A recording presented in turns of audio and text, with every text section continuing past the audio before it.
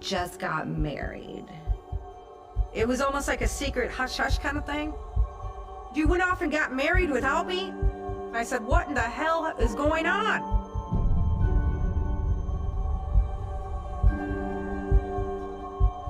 He made us all feel like he was going to take care of her. It was literally picture perfect to the outside world.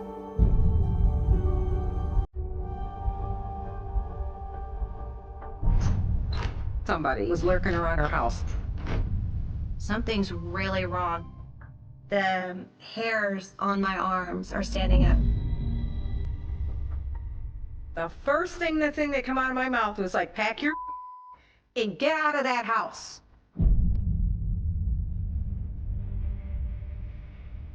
Why couldn't I put the pieces together? Was I not intuitive enough? I should have done something. I lived a nightmare from that day on. A living, walking nightmare. What did you do when they started fighting? I heard Miss Amanda screaming, and I thought she was getting hurt, so I ran in there. Well, it goes to show you that you don't know what's going on behind this closed door. I was scared that one of them might get hurt.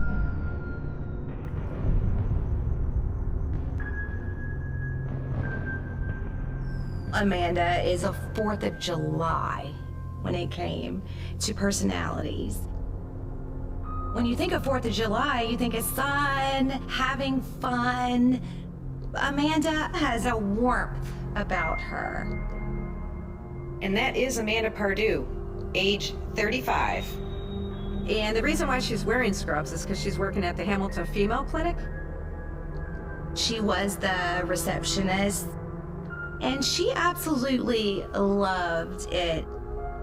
She loves helping people because that's how Amanda was.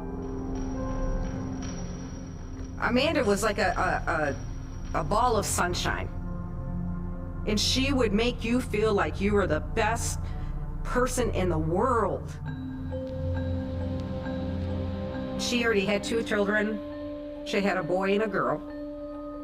She had already been divorced for a couple years before I met her. The children ended up going to live with the grandparents, but her kids were doing great, and so she was still really happy and upbeat and optimistic about the future. Amanda was a single female. She was a beautiful girl. So yes, she dated.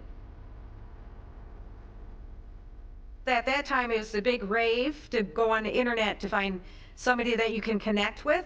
So she was going on them sites. She had left. And that's how she met Seth Peralt, through the internet. Well, he was very handsome, kind of dashing, had a little bit of money so that they could do things and have fun. He made her feel wonderful, beautiful. Before you knew it, she was in love. They were in love. We were like, slow the roll, slow down. But how can you tell somebody when they're in love to slow down? Seth had this beautiful home. The town was called Social Circle. It's here in Georgia. But Amanda was looking for love, not a home. It wouldn't have mattered if he lived in a mobile home or if he had that home. She was in love with him. They moved in together. A little bit fast, a little bit fast, but wonderful. Well, I was so happy for her, very happy.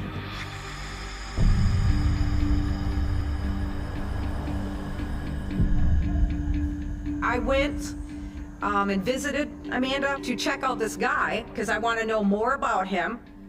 And I interrogate people.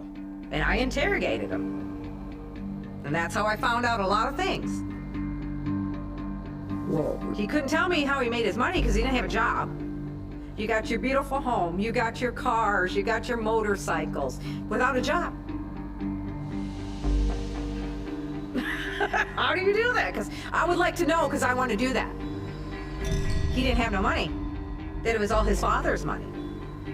That's how they were living. That's how they were eating. I mean, who's almost 40 and has their parents paying for everything?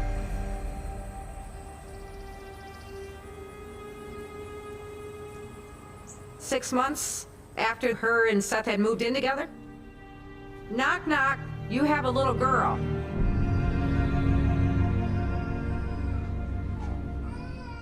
I get a phone call from Amanda, it's funny now, saying he's got a kid. And I'm thinking, where in the hell did this baby come from? It was a surprise that Seth had a daughter. Her name was Ray. Seth had this ex-girlfriend, and they ended up having a baby. I know that Amanda was oddly cool about it. She's a better person than I am. I would have had questions.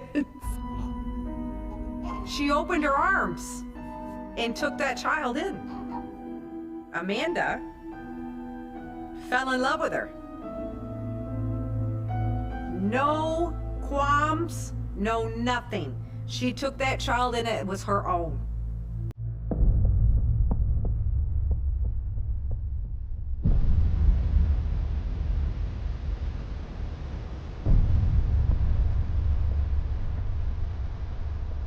I open up my phone and I look on Facebook, and my best friend of 38 years just got married. The only people who were at the wedding was Seth, Amanda, her daughter, her son, and Brie. That's it. It was almost like a secret hush-hush kind of thing. I said, you went off and got married without me? Oh, Vina, it was so rush, rush, rush. He wouldn't let me get my hair done. He wouldn't let me do this. He wouldn't allow me to do that. I said, what in the hell is going on? If you are so much in love with somebody, would you not give them the wedding? Would you not want her sisters there and her best friend and her to be so happy? That tells you it was a business. He wanted Amanda for a certain reason.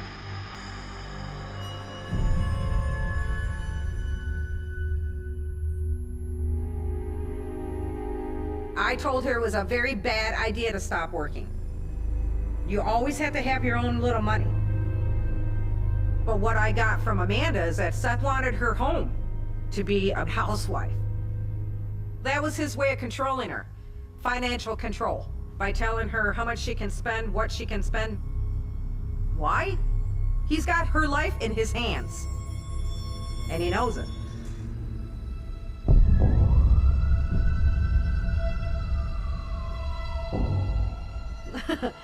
One day, I got a phone call from Amanda saying that my husband's gonna join the police force. I said,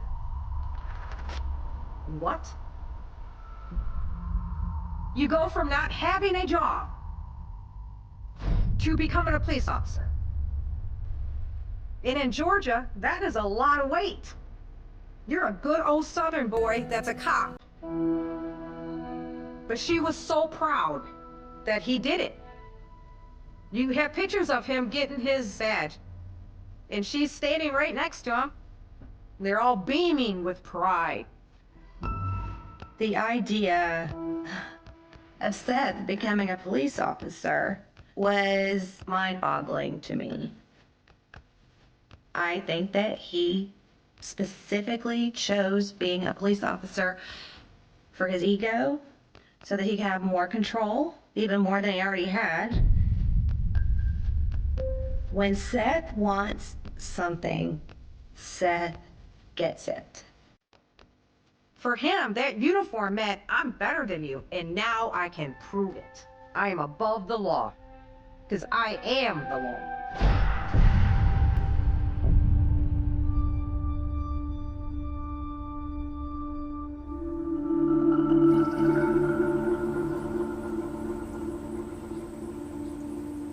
I am a real estate broker.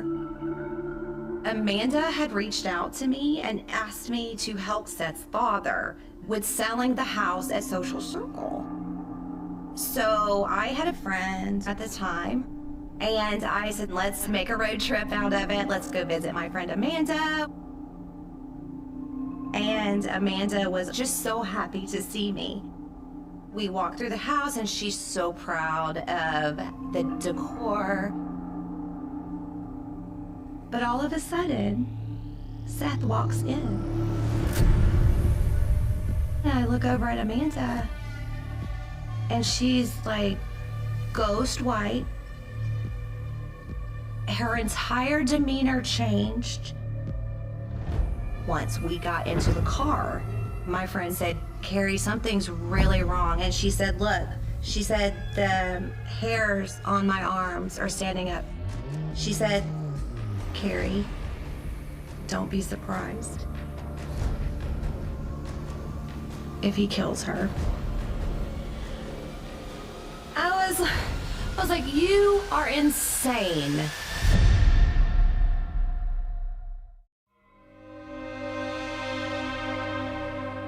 I was so confused because Amanda had what she'd always wanted. She had the house, she had Bray to take care of, she's living her best life. I didn't want to hear what my friend was trying to articulate to me, that Amanda was in danger. I wasn't ready to hear it.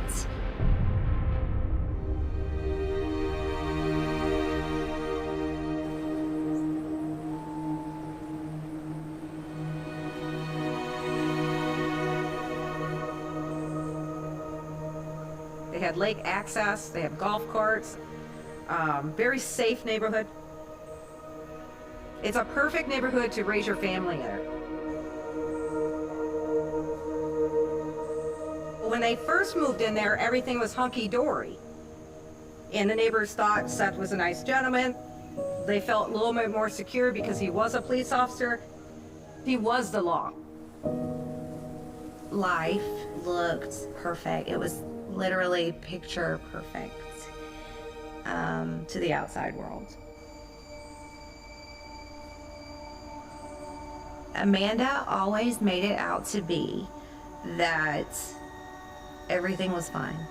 Everything's great. So I started feeling a little bit better, a little bit more comfortable until the text started coming. Amanda finally started bringing me in a little bit about some things that were going on with her. Seth would call her fat and would just demean her and call her really ugly names. That's like the beginning. But them little things escalate. And before you know it, he's pushing you around, grabbing a hold of you. For him, it's like a power trip. They're trying to mentally break you down. They began to fight. So what Amanda did was went to the next door neighbor's bushes. She hid in their bushes so he wouldn't see her. And Seth automatically assumed that she went to the neighbor's house. And he literally barges in the door of this neighbor, and he's going through their house, and they're just like in shock, and they're like, what are you doing here? I'm looking for my wife. Where's she at? I know she's here. And they're like, no, she's not here. Get out of our house. We're gonna call the police.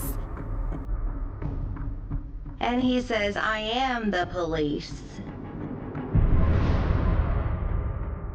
To me, that shows me that he's not a real police officer. He's more of a wolf in sheep's clothing. These were strangers. And if he could treat complete strangers like that, I thought, what must Amanda have been going through all alone.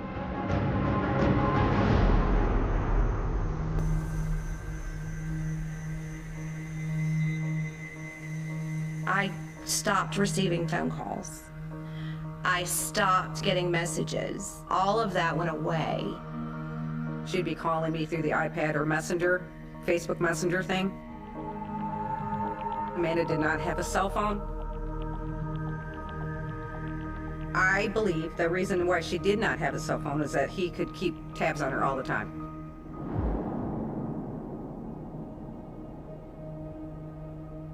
Seth had completely controlled the money because Amanda didn't have any. Amanda couldn't even buy feminine products. Her basic needs were not even being met. We successfully got her to leave a couple times. She would leave and he'd be on the phone trying to get her back before she could get out of the driveway. He finds her kryptonite, and her kryptonite is, if you don't come back, who knows what's gonna happen to Bray. Seth would call, make that phone call, and she would go home. That little girl is what kept her in that house, because she considered that little girl her own child, and she was not going to leave her.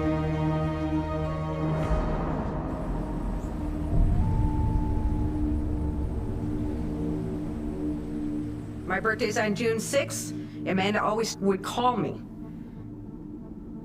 I was getting a little confused because Amanda wasn't calling me for my birthday like she always does, and we Zoom. So I would physically see her. Well, she wouldn't Zoom me. She would just call me. And I said, no, I want to Zoom. I want to see your face. I want to see you. And she's like, no, no, no, no, no. And I'm thinking to myself, something's not right. I had my phone in my hand. So I quickly hit that button for a Zoom to where we could be on camera. And I took that picture within seconds. Picture I took of Amanda, it scared me. So I took the picture, I don't know, so I could show her one day, so she could see it, you know? Like, this is what he does to you. You can see where her jaw is all swollen. And I asked her, what's going on here? Well, she told me really what happened. He turned around and jacked her right in the jaw. Just punched her like a man. He almost broke her jaw. That's how hard he hit her. Then another occurrence happened. These are the pictures that she took of herself. Looks like he punched her in the face. Her eyes all swollen. It just makes me angry. Just anger.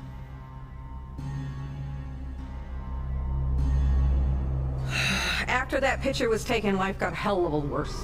Everything escalated.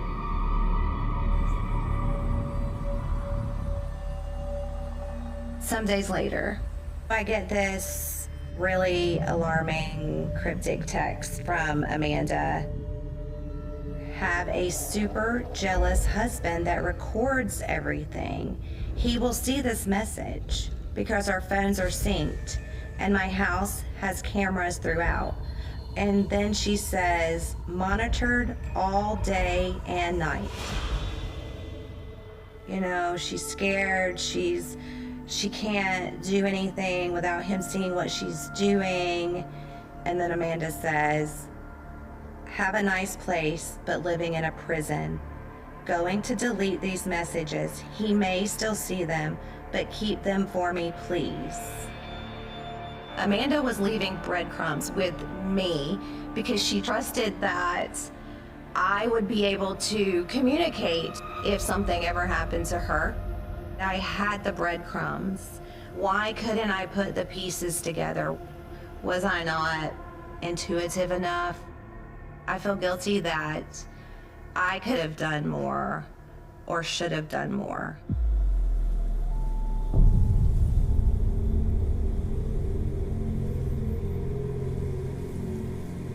one night, I got a phone call from Amanda.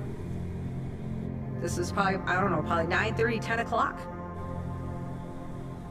Saying that somebody was lurking around her house. She saw somebody walking. She didn't see who it was a shadow. She could tell that it was a man that walked by the window. It scared the crap out of her. I said, well, did you call 911? She goes, no, I called Seth, and Seth told me not to call the cops, that he's gonna take care of her when he gets home. He told Amanda, do not call the police, don't get them involved. The second time it happened, again, I thought, it's gotta be one of these hoodlums that are around the neighborhood trying to break into people's cars or something.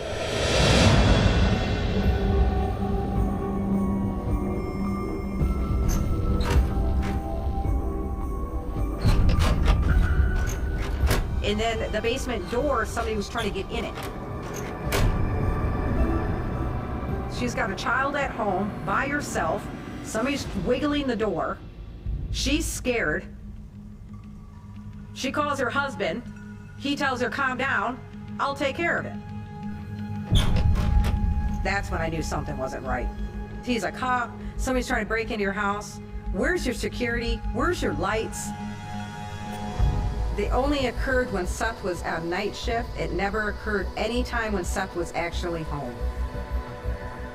So we had the suspicion all of this burglary nonsense was purely Seth playing games with Amanda, terrorizing her and just control over her and making her feel fear.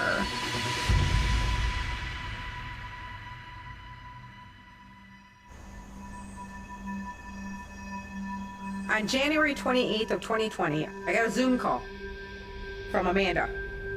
She was in the bedroom with Bree, and she was crying hysterically. I knew something was going on. She's Zooming me. So I'm getting an actual view of Amanda when it actually went down. Seth grabbed a hold of her and pulled her out of the house.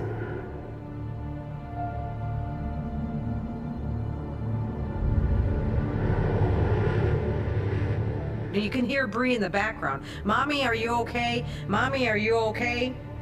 First thing come out of my mouth is hang the phone up, call 911. Amanda finally gets help from someone outside. The neighbors provided Amanda with a safe place, and police are called. Thank you for holding. How may I help you? Yes, can you please send the officer out to Long Island Drive? What is your name? Amanda Perrault. Okay, what's going on today? It's my husband. He's putting his hands on me. Who is? My husband. He works for Eatonton Police Department. What's his name? Michael Seth Perrault. Has he threatened you with his weapon or anything? No, he hasn't, but he has put his hands on me. He's like putting his finger in my face and pushing me against the wall and putting his hands on my neck. Okay. We'll get somebody out there, okay?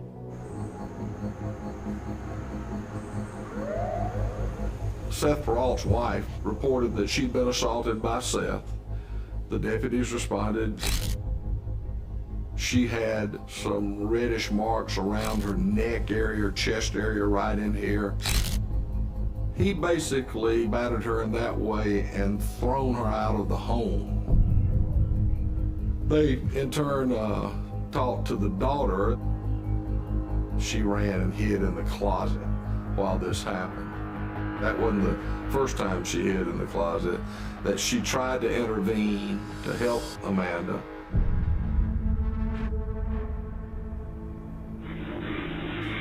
And how do you say your name? Ray. Ray, R-A.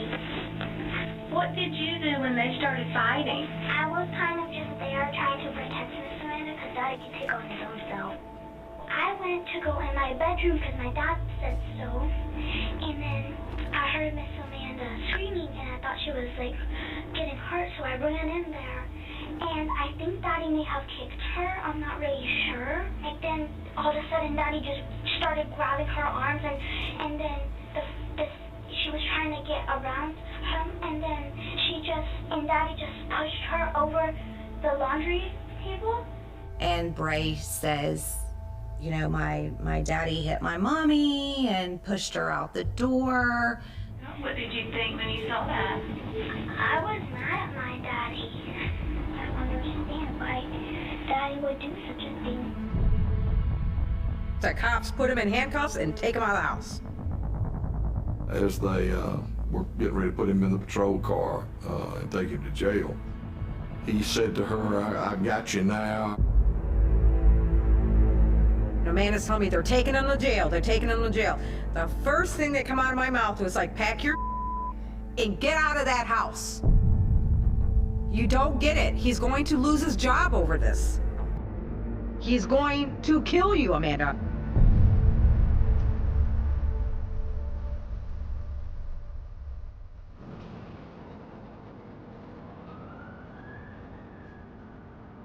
The next day, she goes to the court. The judge considered that Seth had to stay away from his wife as a condition of bond while this matter was pending, but Amanda actually said that she did not want that to occur. Now, she was distraught, I could tell.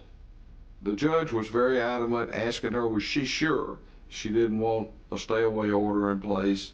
And she answered that she was sure. Her response was, well, he doesn't have anywhere else to go. Of course he had somewhere to go. He has family. He had plenty of places to go.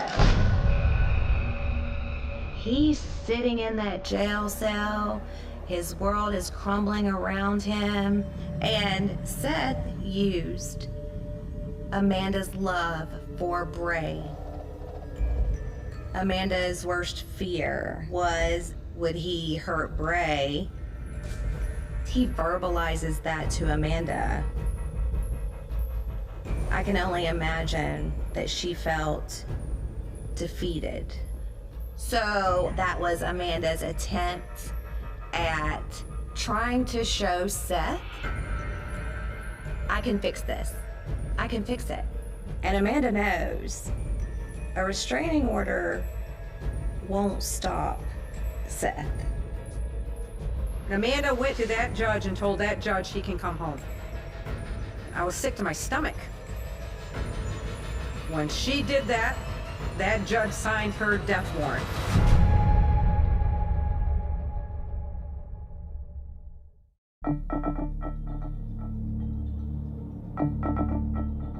In his eyes, Amanda had ruined his life. And that was it. Not only was Seth getting ready to lose his job as a police officer, he was looking at losing custody of his child too. He sat there in that house with her for 6 days. I remember being on the phone calls with her. I'm talking to her, saying, are you okay, Amanda? How is the situation? How is he acting? And he was acting so nice. It was disgusting. I was like, you need to get out of that house, Amanda. You need to get out of that house.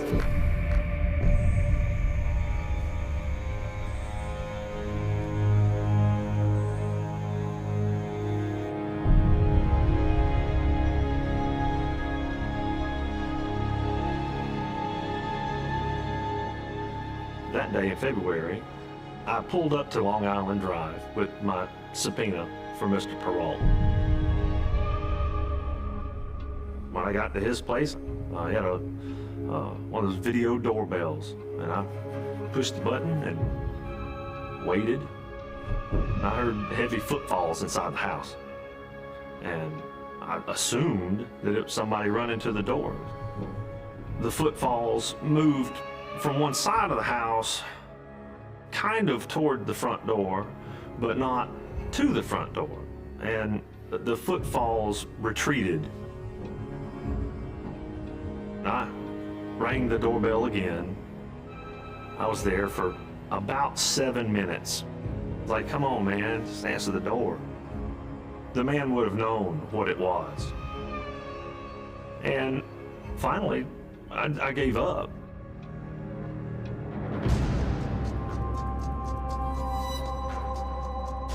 So I drive away from the Peralt's house and I go on about my patrolling.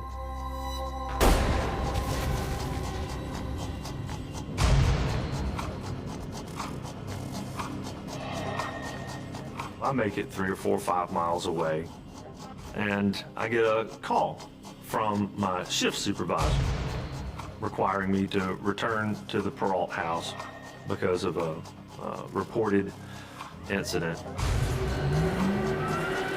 I go quickly. Seth Peralt comes out the front door of the house. He was holding his cell phone, and he was blubbering. He was inconsolable. He said that Amanda was dead.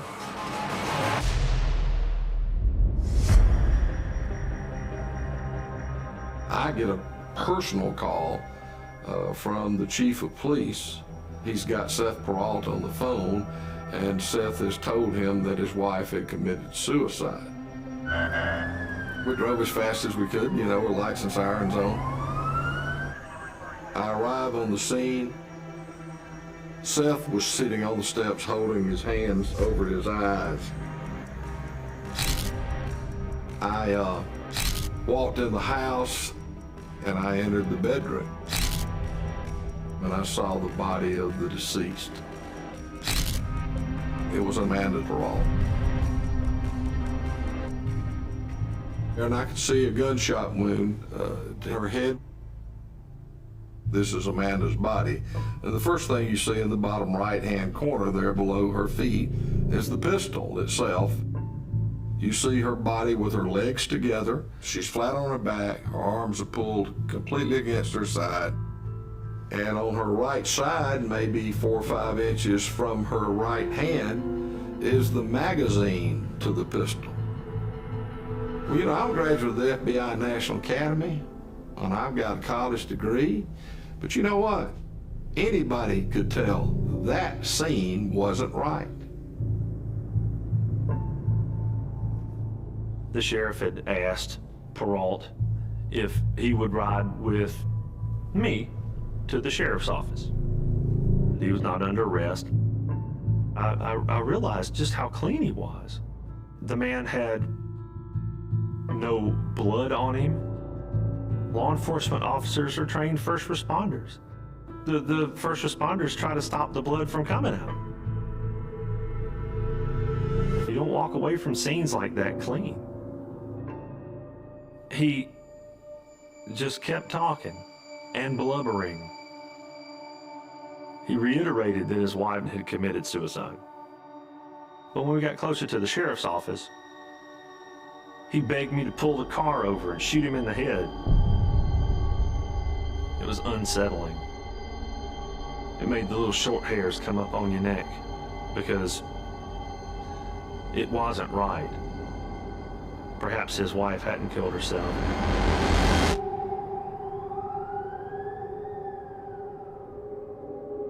And so we went back to my office and interviewed him about what had occurred that day. Sheriff, I've lost everything. I know how this goes. You know, I'm a police officer. You know, I know how this goes. Can I talk to you off the record and talk to you plainly? Well, we're talking pretty plain. Okay. Yes, sir. I lost my wife. And I promise you, I'll look in your face as a law enforcement officer.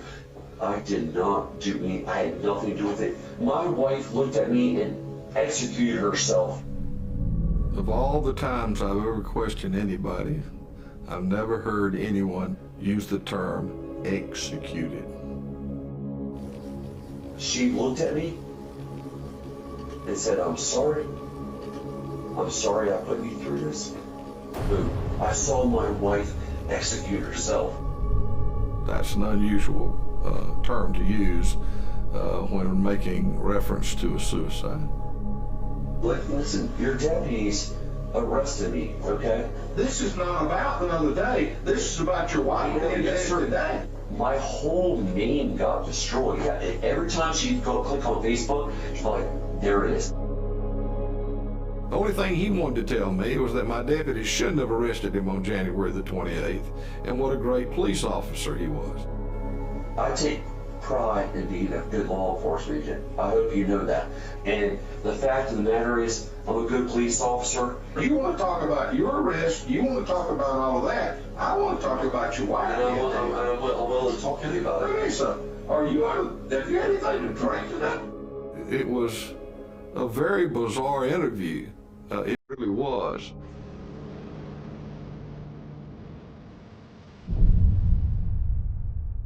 I kept on getting a Facebook phone call. And I'm thinking, who in the hell is calling my phone at 10 o'clock at night through Facebook? And it was Amanda's cousin. And first thing he said, did you speak to Amanda today? I knew it. I said, he killed her. He killed her.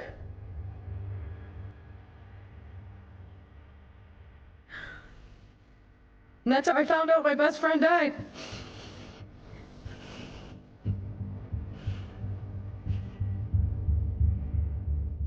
Well, I knew he was guilty, but what I wanted was more evidence before I actually made an arrest. So I let him go that day. We already knew that he killed her. We knew it wasn't a suicide. And knowing that he was let go and back out on the streets was devastating. And then I lived a nightmare from that day on. A living, walking nightmare.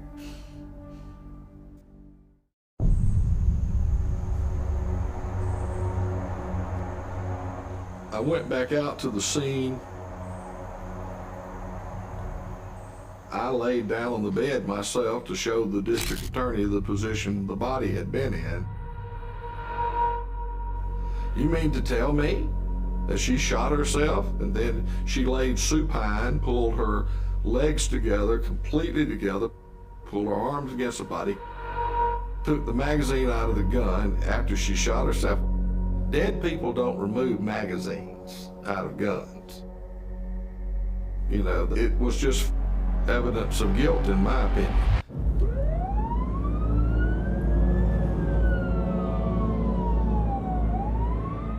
I decided to obtain an arrest warrant and go arrest him. When I went to his sister's home where I knew he was staying, when I pulled up in the yard to get out of the car, he's sitting on the porch talking to his attorney.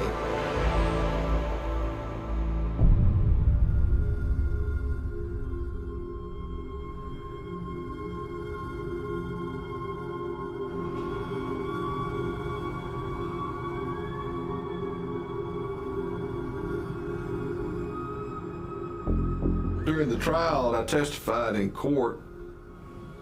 It was absolutely obvious to me that Amanda Peralta could not have shot herself, and somebody absolutely had to have taken the magazine from that pistol, moved that pistol to the location it was, and had to have moved that body.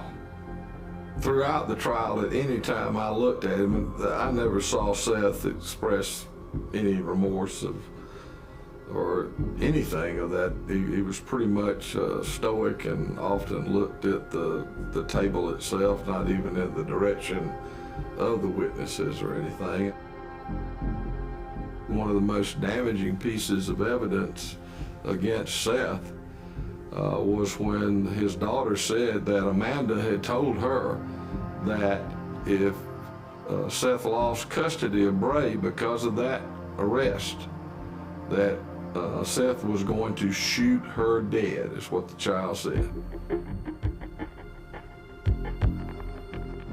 Well, he was convicted of murder, and when the jury returned the guilty verdict, the Judge Trammell, our Chief Superior Court judge, promptly sentenced him to life without parole.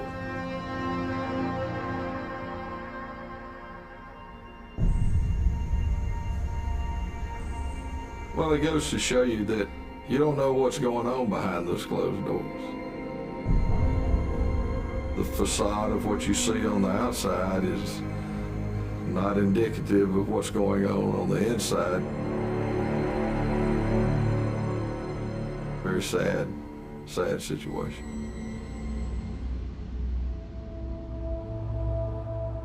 Right now, what's important is that Amanda's story is out, but it hurts a lot. It's tremendous amount of guilt and pain and sadness.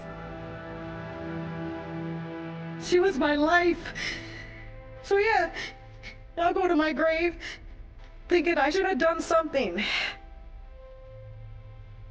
I should have just got in my car, got on the damn plane, and just pulled her out of that house. But I didn't. I gotta look up to the sky to talk to my best friend because I did not take the initiative. So yeah, go find out what's going on. Do something. Just do something.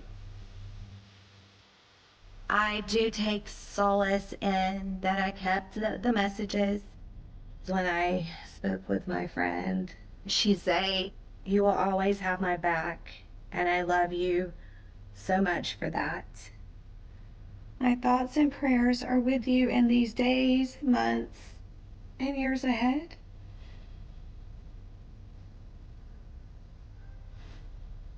That was Amanda.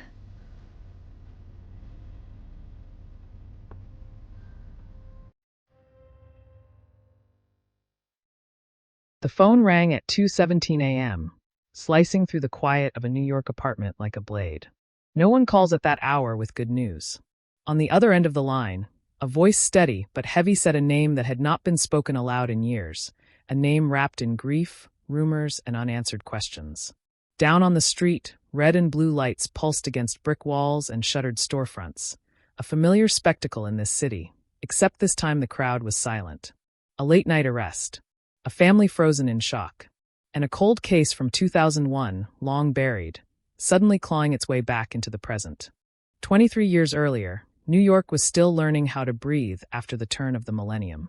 The city moved fast, louder than ever, impatient, crowded, alive.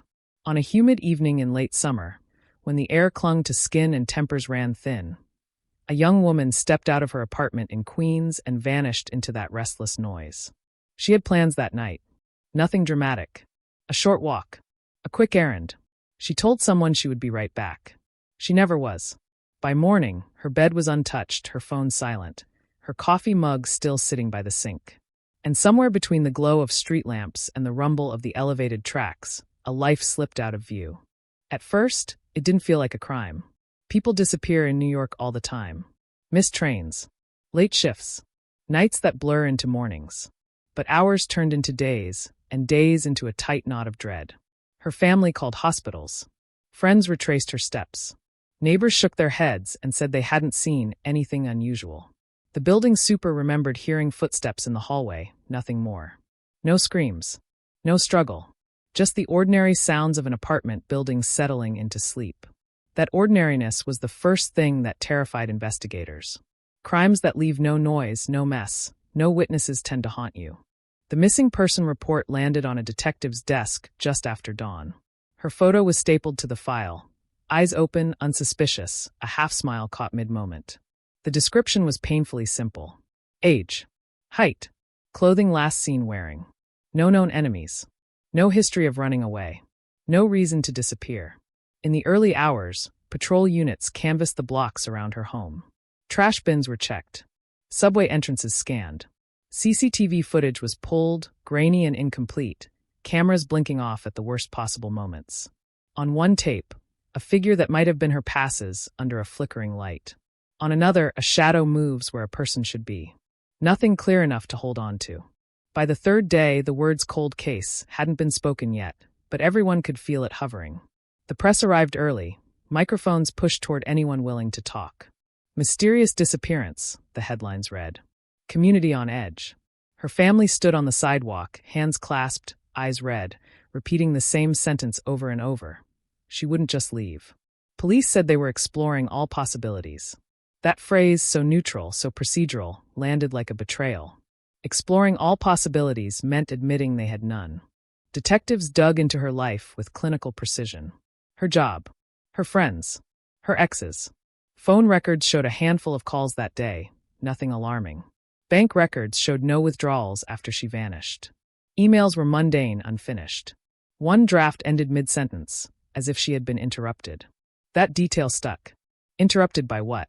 Or by whom? In her apartment, everything was in place. No sign of a struggle. No blood. No forced entry. Just a door that had closed behind her, quietly, efficiently. Weeks passed, and the city's attention shifted, as it always does. Another crime. Another headline. But for the detectives assigned to her case, the absence became oppressive. No body. No weapon. No suspect. A man came forward claiming he'd seen a woman, matching her description, arguing with someone near a bus stop. His timeline didn't match.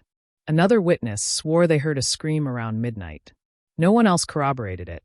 Tips poured in, then slowed to a trickle, then dried up entirely. Each lead collapsed under scrutiny, leaving behind only paperwork and frustration. The neighborhood changed as the months went by. Posters faded in the sun. Tape peeled off lampposts. People stopped asking questions out loud. Her family didn't. They showed up at precincts with notebooks full of dates and theories, clinging to every rumor. A strange car parked on the block. A man seen loitering.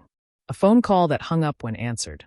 Detectives listened, took notes, followed up, and came back empty-handed. The city had swallowed her whole, and it wasn't giving anything back. By the end of the year, the case file was thick, but the truth inside it was thin. Supervisors reassigned personnel. Resources went elsewhere. Officially, the investigation remained open. Unofficially, it slowed to a crawl.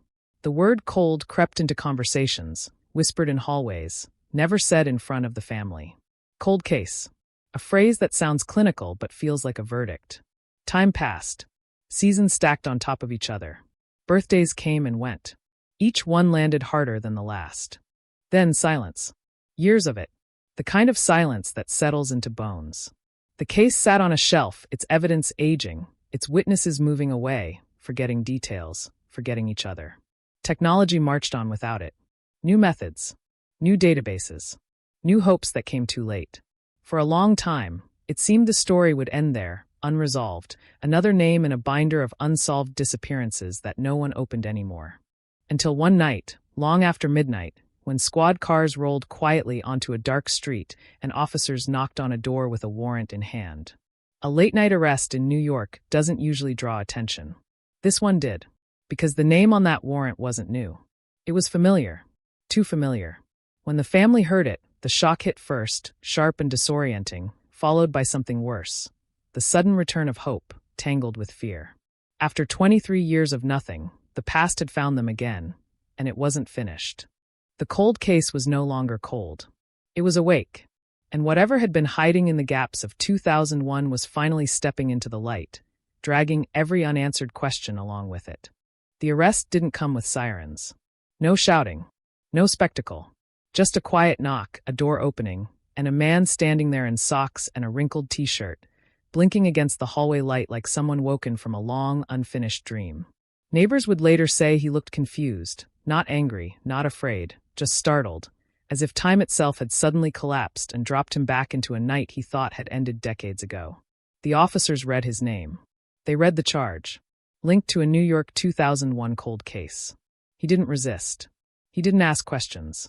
He simply nodded, once slowly, the way people do when they realize denial has finally run out of room. By sunrise, the news had spread. Phones buzzed. Screens lit up. Cold case reopened, the headlines said. Late-night arrest shocks family. The city remembered. People who had lived on that block back then stopped scrolling and stared. They remembered the posters. The candlelight vigil. The way everyone had checked over their shoulder for weeks afterward. Memory came back in fragments, sharp and inconvenient. And with it came the question no one had stopped asking, even when they pretended to. How does someone vanish in New York without a trace? Inside the precinct, the old file was pulled from storage, its cardboard edges soft with age. The detectives handling the case now weren't the same ones from 2001. Some had retired. Some had died. Others had moved on to desks far away from the streets. But the facts were still there, frozen on paper, waiting to be touched again. They laid everything out on a conference table. Photographs yellowed at the corners, transcripts typed in fonts no one used anymore, evidence logs listing items that had never been tested because there had been nothing to test them against. Back then, the technology hadn't been ready. Now it was. The suspect sat in an interrogation room, hands folded, eyes fixed on a spot just above the table. He had lived quietly since 2001. Same job for years. Same neighborhood. No arrests. No scandals. The kind of life that fades into the background of a city like this. He had been interviewed once before briefly, back when the disappearance was fresh. A neighbor. A familiar face. Someone who had been nearby that night. At the time, nothing had tied him to anything. He answered questions. He went home. And New York forgot him. Until it didn't. The break hadn't come from a confession or a witness suddenly growing a conscience. It came from a box. A small, overlooked box of items collected early in the investigation and logged away when leads dried up. Clothing fibers. A scrap of material caught under a fingernail. Back then it meant nothing. Now it meant possibility. Advances in forensic testing turned fragments into profiles, profiles into names. When the results came back, they pointed somewhere detectives hadn't expected, but couldn't ignore. Back to the same block. Back to the same man. When they confronted him with the science, he listened. When they told him how long it had taken, how many years his name had been buried in a footnote, his expression changed, just slightly. A tightening around the mouth. A flicker of something like relief or resignation. He asked for a lawyer. The room went quiet. The kind of quiet that presses against your ears and makes you aware of your own breathing. For the family, the arrest didn't feel like closure. It felt like reopening a wound they had spent years learning how to live with. They gathered in a living room that still held photos from another era, photos where she was frozen in her early 20s, forever younger than everyone else in the frame. Reporters waited outside. Cameras pointed at windows. Every knock on the door made them flinch. They had waited so long for movement that now, when it came, it felt unreal, almost cruel. And still there were no answers. An arrest is not a resolution. It's a promise. One that can still be broken. Prosecutors began building a case with what little they had. Circumstantial evidence. Forensic links. Timelines reconstructed from memory and faded records. They needed more. They needed something solid enough to stand up in court. Without a body, without a clear narrative of what happened after she stepped out into the night, everything was fragile. As the investigation pushed forward, old witnesses were tracked down. Some refused to talk. Some couldn't remember. Some remembered things differently now, their stories reshaped by time and rumor. One recalled hearing footsteps behind her that night, closer than she'd thought. Another mentioned a scream they'd dismissed as laughter. Details shifted, overlapped, contradicted each other. The truth, if it was there, was buried under layers of hindsight. The suspect's apartment was searched again, more thoroughly than ever before. Floors lifted. Walls scanned. Pipes examined. Nothing. No remains. No obvious sign of violence. Just a normal apartment that had been lived in, cleaned, renovated, lived in again. If something had happened there, it had been erased carefully, methodically, or it had happened somewhere else entirely. Somewhere no one had ever thought to look. Outside the courthouse, people argued about guilt and innocence like it was a puzzle to be solved over coffee. Online forums lit up with theories. Amateur detectives dissected every leaked detail, every photo of the suspect being led away in cuffs. Some were convinced this was it, that justice had finally caught up. Others warned against false hope, against mistaking an arrest for an ending. They pointed to the gaps. The missing body. The unanswered how. And at the center of it all was the same absence that had defined the case from the start. No matter how many documents were unboxed, no matter how many headlines were written, she was still gone. The city still didn't know where she had gone after she left her apartment that night. The cold case was warm now, buzzing with activity, but its core was still ice-cold, untouched. Late at night, detectives stayed at their desks, staring at timelines taped to the wall, trying to force a story to reveal itself. Somewhere between 10:43 p.m. and dawn, something irreversible had happened.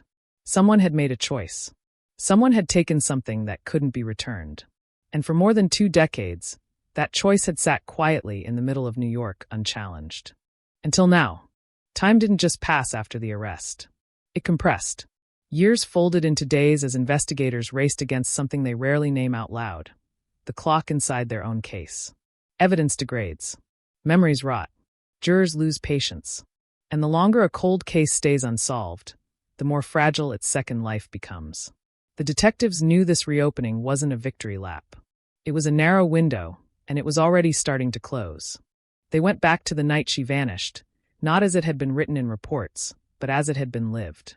Weather records, transit logs, power outages. A city map spread across the table, streets highlighted, times scribbled in red ink. She left her apartment at 10:41 p.m. That much was certain, based on a neighbor's recollection and a time-stamped elevator log from a building across the street. From there, the trail blurred. The subway entrance was 2 blocks away. A corner store sat on the route. A poorly lit alley cut through the block, like a shortcut that locals avoided after dark. Each option carried its own set of risks, its own shadow. Cameras from 2001 were unreliable things. Many had recorded over their own footage. Some had simply stopped working and no one had noticed. But a few fragments survived. On one tape, a woman walks past a storefront window, her reflection briefly visible in the glass. The timestamp is off by several minutes. On another, a figure stands near the alley entrance, motionless, almost blended into the darkness. Enhancement software sharpened edges, but not intent. The detectives watched those clips again and again, arguing over posture, height, gait. Every frame became a battlefield for interpretation. They cross-referenced cell tower pings, crude by modern standards, but enough to sketch a rough radius of movement. Her phone went dark less than an hour after she left. No calls, no messages, no signal. It didn't die slowly. It stopped. That detail gnawed at them. Phones lose battery over time. They don't usually disappear all at once unless someone makes them, or takes them somewhere they can't connect. The suspect's movements that night were reconstructed from scraps. A time card at work, a receipt from a bar 3 blocks away, a neighbor who remembered hearing his door open late, or maybe early, the memory uncertain even to the person holding it. He claimed he went home, slept, woke up, and learned about the disappearance the next day like everyone else. He had told that same story in 2001. It hadn't changed. Consistency can look like truth. It can also look like rehearsal. As detectives dug deeper, they found something else that hadn't raised alarms the first time around. In the weeks after the disappearance, the suspect had abruptly changed routines. Different commute, different hangouts, subtle shifts that could be explained away as coincidence, or as fear, or as nothing at all. But layered together, they formed a pattern that felt deliberate. He had also sold his car within months, a detail buried in an old DMV record. The car was long gone, crushed, untraceable. Whatever it had carried, if anything, was now part of the city's landfill history. The family watched all of this from a distance, learning details from journalists before they heard them from police. Each revelation was a small shock, followed by the familiar crash of disappointment when it didn't lead to answers. They tried to picture that night again, to imagine her path, her thoughts, the moment when everything went wrong. It was an exercise in controlled torture. Hope hurt more than despair ever had. Prosecutors met behind closed doors, weighing whether they had enough to move forward aggressively, or whether this would become another reopened case that faded back into silence. Without physical remains, every theory had to work twice as hard. The defense would point to the years, to the missing evidence, to the possibility that the truth had been lost not because of guilt, but because of time. Juries are suspicious of ghosts. They want something they can see. Then came the call from a storage facility in New Jersey. A unit rented under a false name in 2001, cleared out shortly after the disappearance, but partially inventoried by an employee who had found something unsettling enough to note it. At the time, it had gone nowhere. Now it was a thread. Detectives drove out, pored over old logs, interviewed former staff. Most remembered nothing. One remembered a smell. Chemical. Heavy. Unpleasant. The unit itself was empty now, repurposed, scrubbed clean, but the memory lingered like a stain. It still wasn't enough. Online, the narrative splintered. Some insisted the arrest proved the system worked, that patience and science had finally delivered justice. Others accused the police of forcing a story onto a convenient suspect, of using technology to mask the absence of certainty. Conspiracy theories bloomed in the gaps, filling silence with speculation. Every new rumor made the case louder and less clear. Late one evening, a detective noticed something in the old transcripts that everyone else had skimmed past. A throwaway line from a witness who had lived 2 floors below the suspect in 2001. He had mentioned hearing water running late at night, for a long time, longer than usual. At the time, it had meant nothing. People shower. Pipes leak. But paired with everything else, it nagged. They tracked the witness down. He was older now, slower, but certain about one thing. That night had felt different. Too quiet. Too long. The building's plumbing schematics were pulled. Pipes converged in places no one ever looked. Renovations over the years had sealed off access points. Investigators requested permission to reopen sections of the building, to look where they hadn't looked before. It was a long shot. Most of this case was. As workers began cutting into walls and floors, the neighborhood watched again, holding its breath the way it had learned to do 2 decades earlier. Dust filled the air. Noise echoed through hallways. Each exposed cavity was a reminder of how many places a secret can hide in a city like New York. And still there was nothing. The absence pressed harder now, more aggressive than before. The case was alive, loud, but it was also slipping, threatening to dissolve back into rumor and doubt. Detectives felt it in their bones. If they didn't find something soon, the arrest that had shocked a family and reignited a city might become another chapter in the long, unfinished story of a cold case that refused to be solved. Somewhere in the city, the truth was still sitting exactly where it had been left in 2001. Silent, patient, waiting to see if anyone would finally stand in the right place long enough to notice it. The pressure didn't arrive all at once.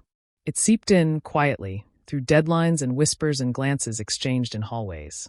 Prosecutors wanted results. Editors wanted angles. The public wanted certainty.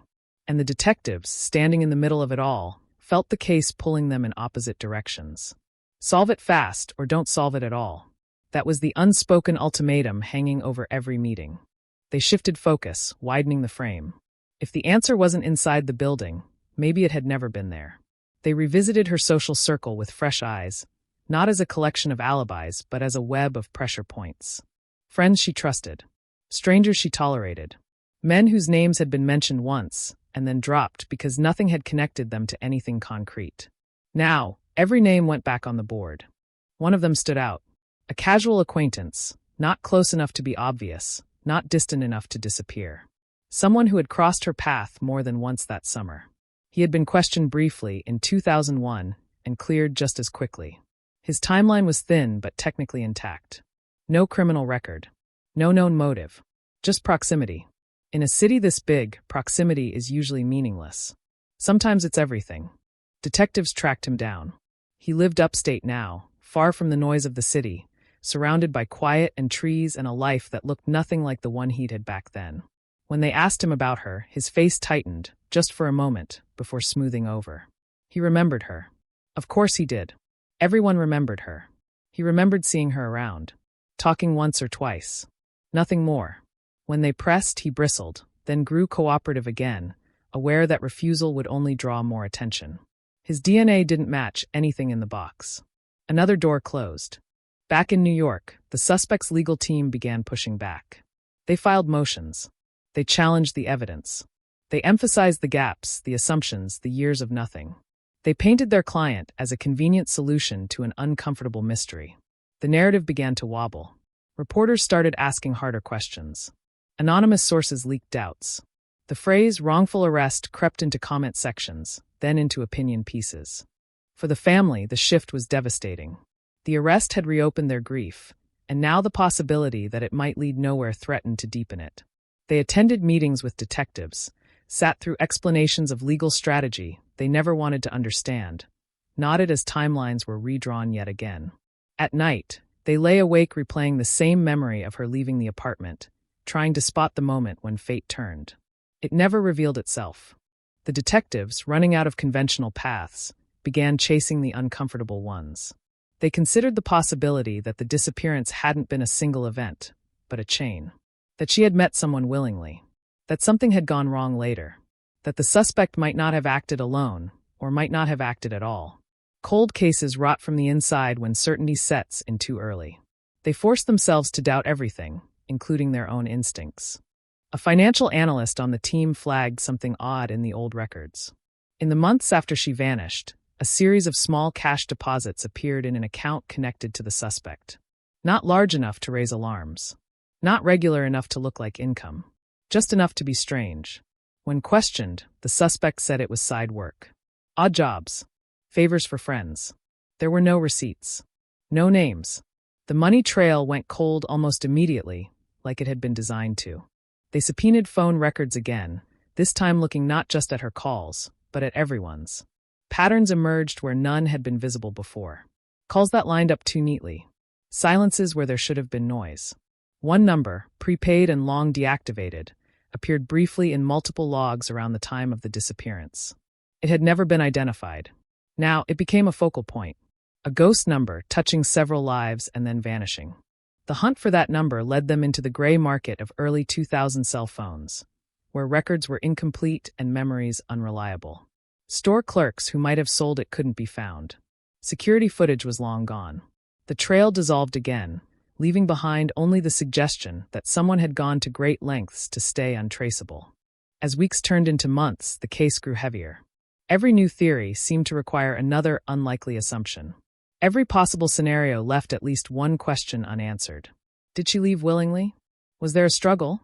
Did the city itself, in all its noise and indifference, play a role? The truth felt close and impossibly far at the same time. One night, after everyone else had gone home, a detective stayed behind, flipping through the case file one last time.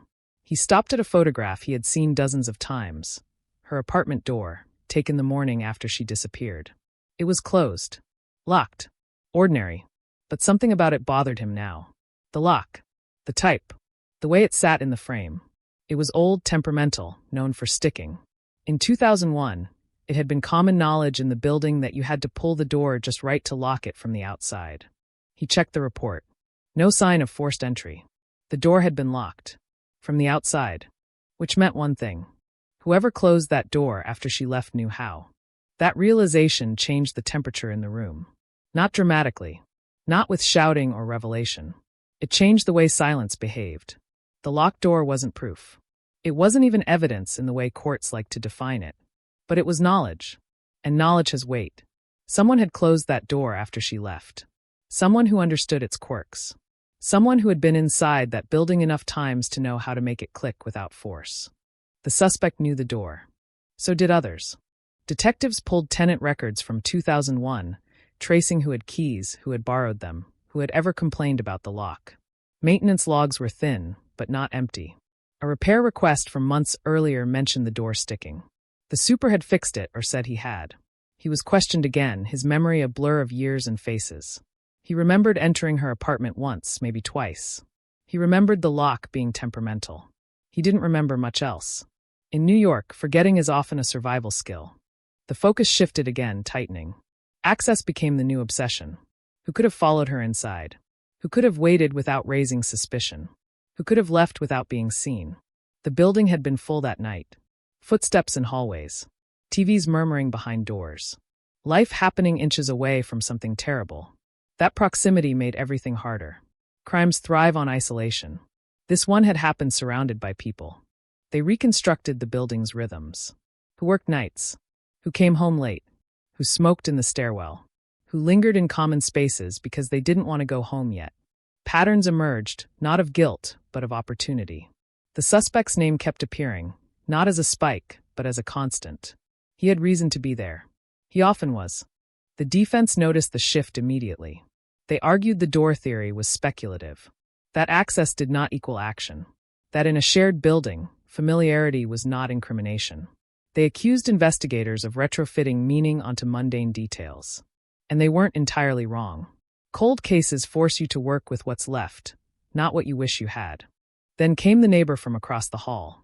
She had moved out years earlier, changed her name after marriage, slipped quietly out of the case's orbit. When detectives found her, she hesitated before agreeing to talk. She said she hadn't come forward earlier because she hadn't been sure it mattered. Now, with an arrest and headlines, she wasn't sure she could stay silent. She remembered hearing voices that night. Low. Close. Not arguing. Not laughing. Something in between. She couldn't make out words, just tone. A pause. Then the sound of the door closing. Locked. At the time, it hadn't struck her as strange. People talked in hallways. Doors closed. Life continued. But now, framed by everything else, the memory sharpened. She remembered thinking it was late for visitors. Her statement didn't change the case on its own. But it shifted gravity. It suggested she hadn't left the building alone. Or at least, not immediately. It suggested an interaction that hadn't been violent enough to alert anyone, but significant enough to leave an imprint on someone's mind 23 years later. Investigators tried to line up voices with known residents. The suspect lived on the same floor. So did two others. One was out of town that night, confirmed by receipts and witnesses. The other had died years earlier, taking whatever he knew with him. The city has a way of closing doors permanently. The suspect was brought in again. This time, the questions were narrower. About the hallway. About the lock. About his familiarity with her routine. He answered calmly. He said he had talked to her before. Everyone had. He said he didn't remember that night specifically. He said memory fades. That was true. It just wasn't helpful. When pressed about the neighbor's account, his composure slipped, not dramatically, but enough to notice. He dismissed it as a mistake. Old memories playing tricks. The past contaminating the present. His lawyer cut the interview short. The room emptied, leaving behind the sense that something had almost surfaced, then retreated. Outside the legal process, another current was building. Someone began sending anonymous messages to a local journalist covering the case. Short emails. No names. Just questions. Had police looked into a construction site near the building that had been active in 2001? Had they checked the river access points along the route she might have taken? Had they considered that the disappearance might not have been planned, but improvised? The tips were impossible to verify. They might have been trolling. They might have been guilt. They might have been someone enjoying the chaos. Still, detectives followed them, because ignoring anything felt worse than chasing ghosts. The construction site was long gone, replaced by glass and steel. The river had been dredged and searched countless times in other cases. Nothing surfaced. Again, the case began to feel cursed. Every step forward revealed 3 new directions, all of them dark. Prosecutors grew cautious. They began talking about plea deals, about the risk of going to trial with a narrative full of holes. The family recoiled at the idea. A plea meant never knowing what really happened. It meant settling for a version of the truth that fit the evidence, not the reality. Late one night, a junior investigator re-examined the forensic report that had triggered the arrest in the first place. The DNA match. The thing that had reopened everything. He noticed something subtle, easy to miss. The sample wasn't from blood. Or skin. Or hair. It was touch DNA. Transferable. Fragile. The kind that can move from one surface to another without intent. The kind that can be explained away by proximity. That didn't mean it was meaningless. It meant it was dangerous. If the DNA could be there innocently, the entire case shifted again. Not toward innocence, not toward guilt, but toward uncertainty. And uncertainty is lethal in court. As doubt crept back in, the city's interest began to cool. Headlines softened. Coverage thinned. The story risked becoming just another reopened cold case that burned bright for a moment and then faded, leaving everyone exactly where they had been before, just more tired. But the detectives weren't done. They couldn't be. Somewhere in the overlapping stories, the faulty lock, the voices in the hallway, the abrupt changes in routine, the cash deposits, the ghost phone number, there was a shape. Incomplete. Jagged. But real. They just hadn't found the angle yet. And time, relentless as ever, was pressing down, reminding them that the longer this dragged on, the harder it would be to keep the past from slipping back into silence. The gray zone doesn't announce itself. It creeps in when certainty erodes, and every explanation sounds plausible until it collapses under its own weight. The detectives felt it settling over the case like a low ceiling. They stopped asking who did it and started asking how many people had brushed against the truth without realizing it. In a city like New York, contact is constant. Responsibility is not.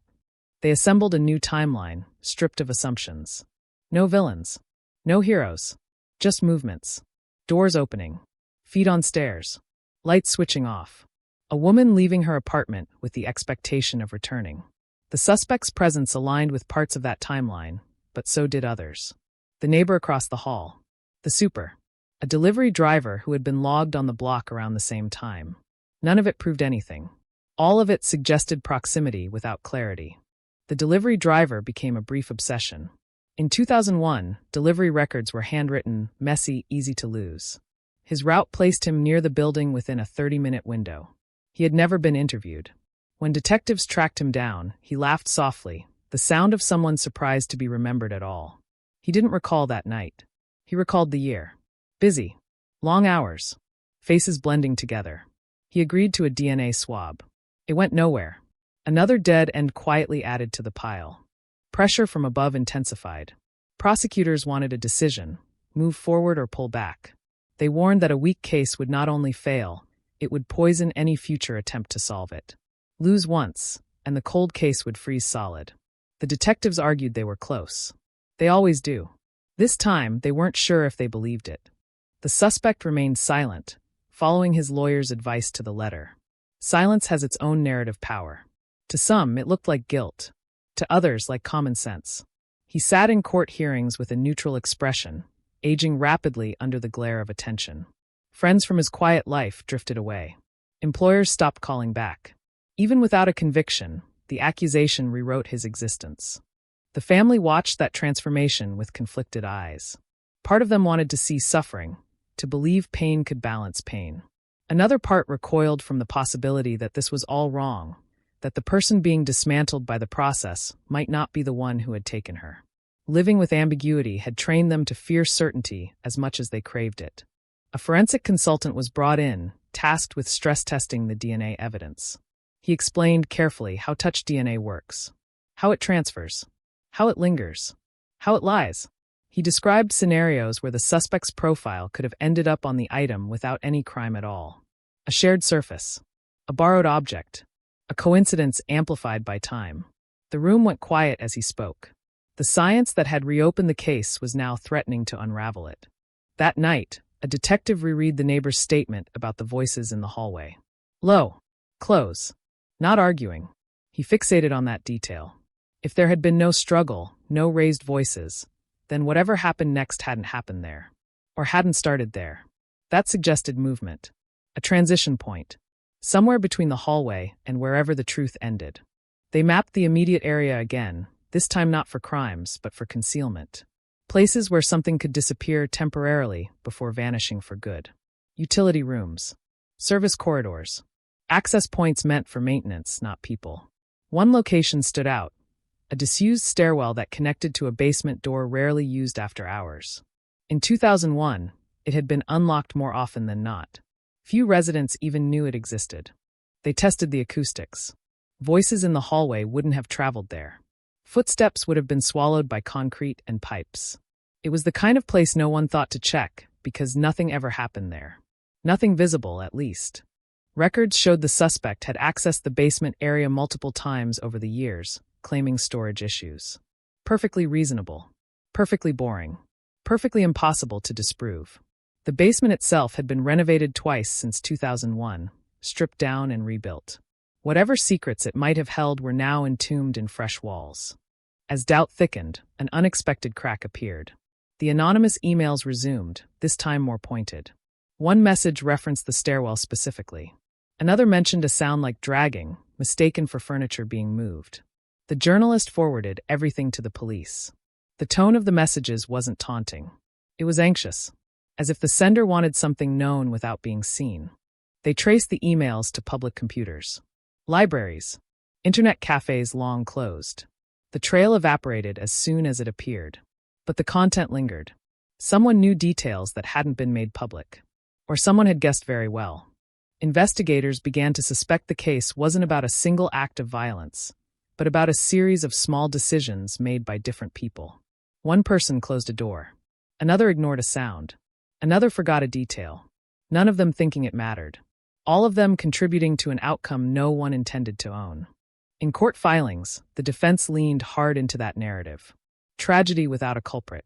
Misfortune amplified by time.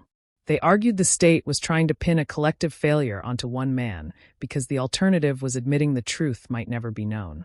Juries, they said, don't convict maybes. As hearings dragged on, the suspect's health declined. Stress. Insomnia. A quiet unraveling.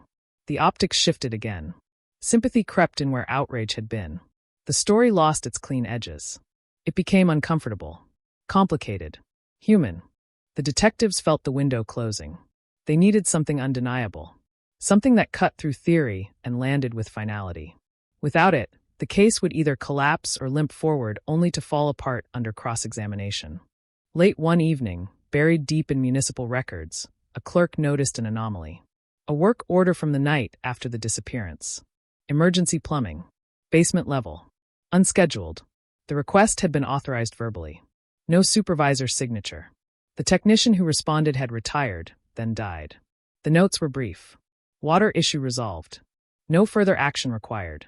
It was nothing. And it was everything.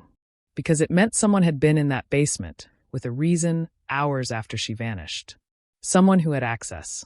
Someone who knew who to call. And for the first time in months, the case stopped expanding outward and began to fold inward, collapsing toward a smaller, more dangerous center. The work order shouldn't have survived.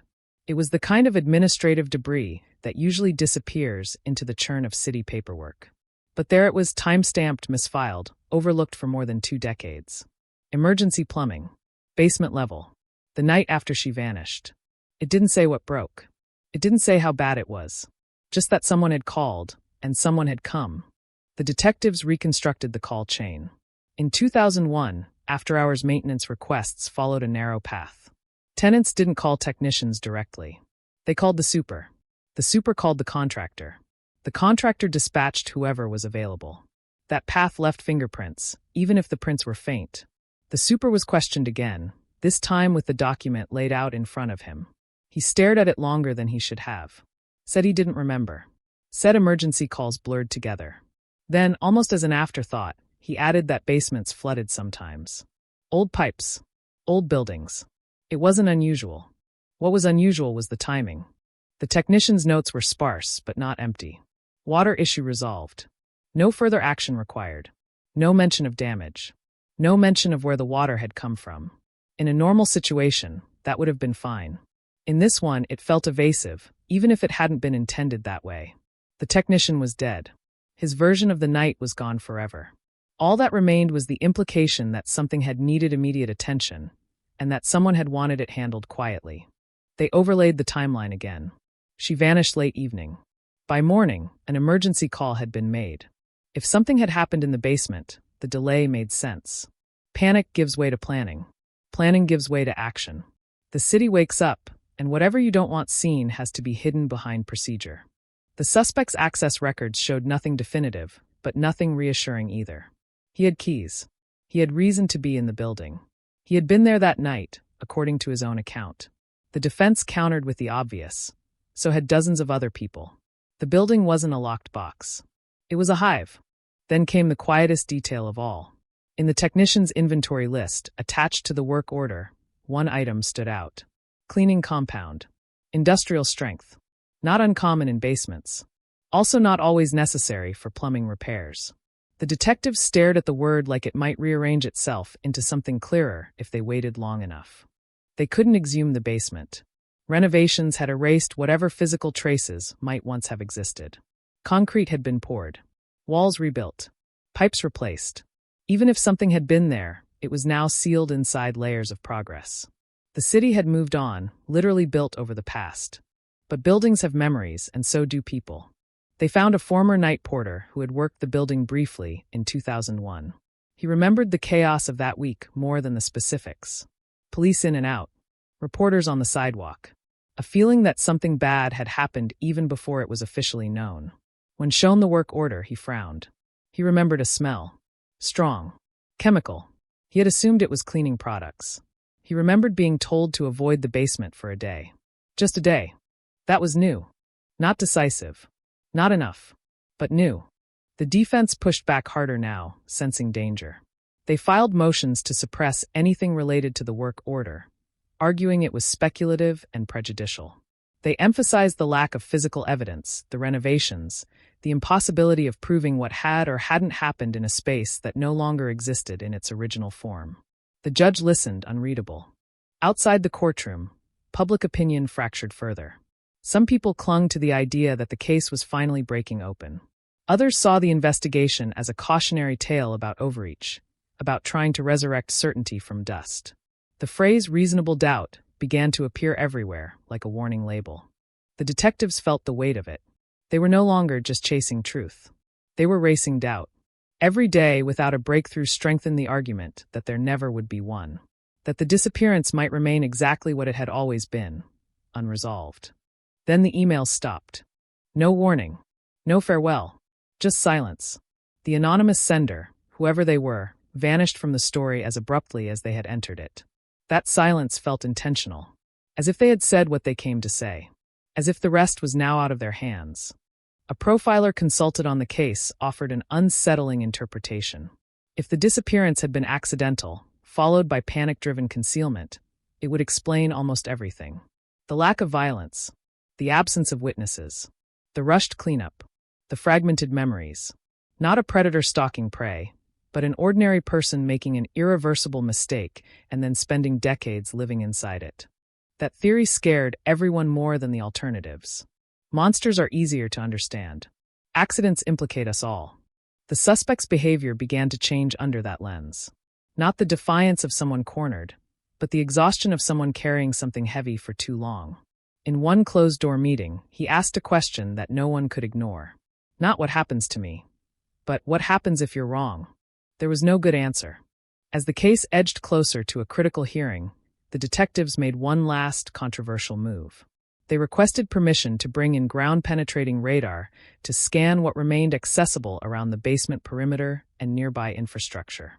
It was a long shot, expensive, likely to produce nothing but noise. But it was something, and doing nothing felt worse. The scans revealed anomalies. Not clear shapes, not bodies, just disturbances in the subsurface that didn't match construction records. Could be debris, could be voids, could be nothing at all. Or they could be the last physical echoes of a night no one had ever fully understood. The city waited again, holding its breath, as it had so many times before. The case balanced on a thin edge between revelation and collapse. And somewhere beneath layers of concrete and time, the truth, whatever it was, pressed upward, testing whether the present was finally ready to bear its weight. The scans didn't give them answers. They gave them momentum. In a case starved for anything solid, even ambiguous data felt like oxygen. The anomalies beneath the concrete became the new center of gravity, pulling attention, resources, and expectation toward a place no one had looked at closely enough before. Prosecutors tried to temper the reaction, but the word was already out. Subsurface disturbances, unaccounted voids. The language of possibility bled into headlines, and possibility, once spoken aloud, is hard to contain. Engineers were consulted. Old blueprints were pulled.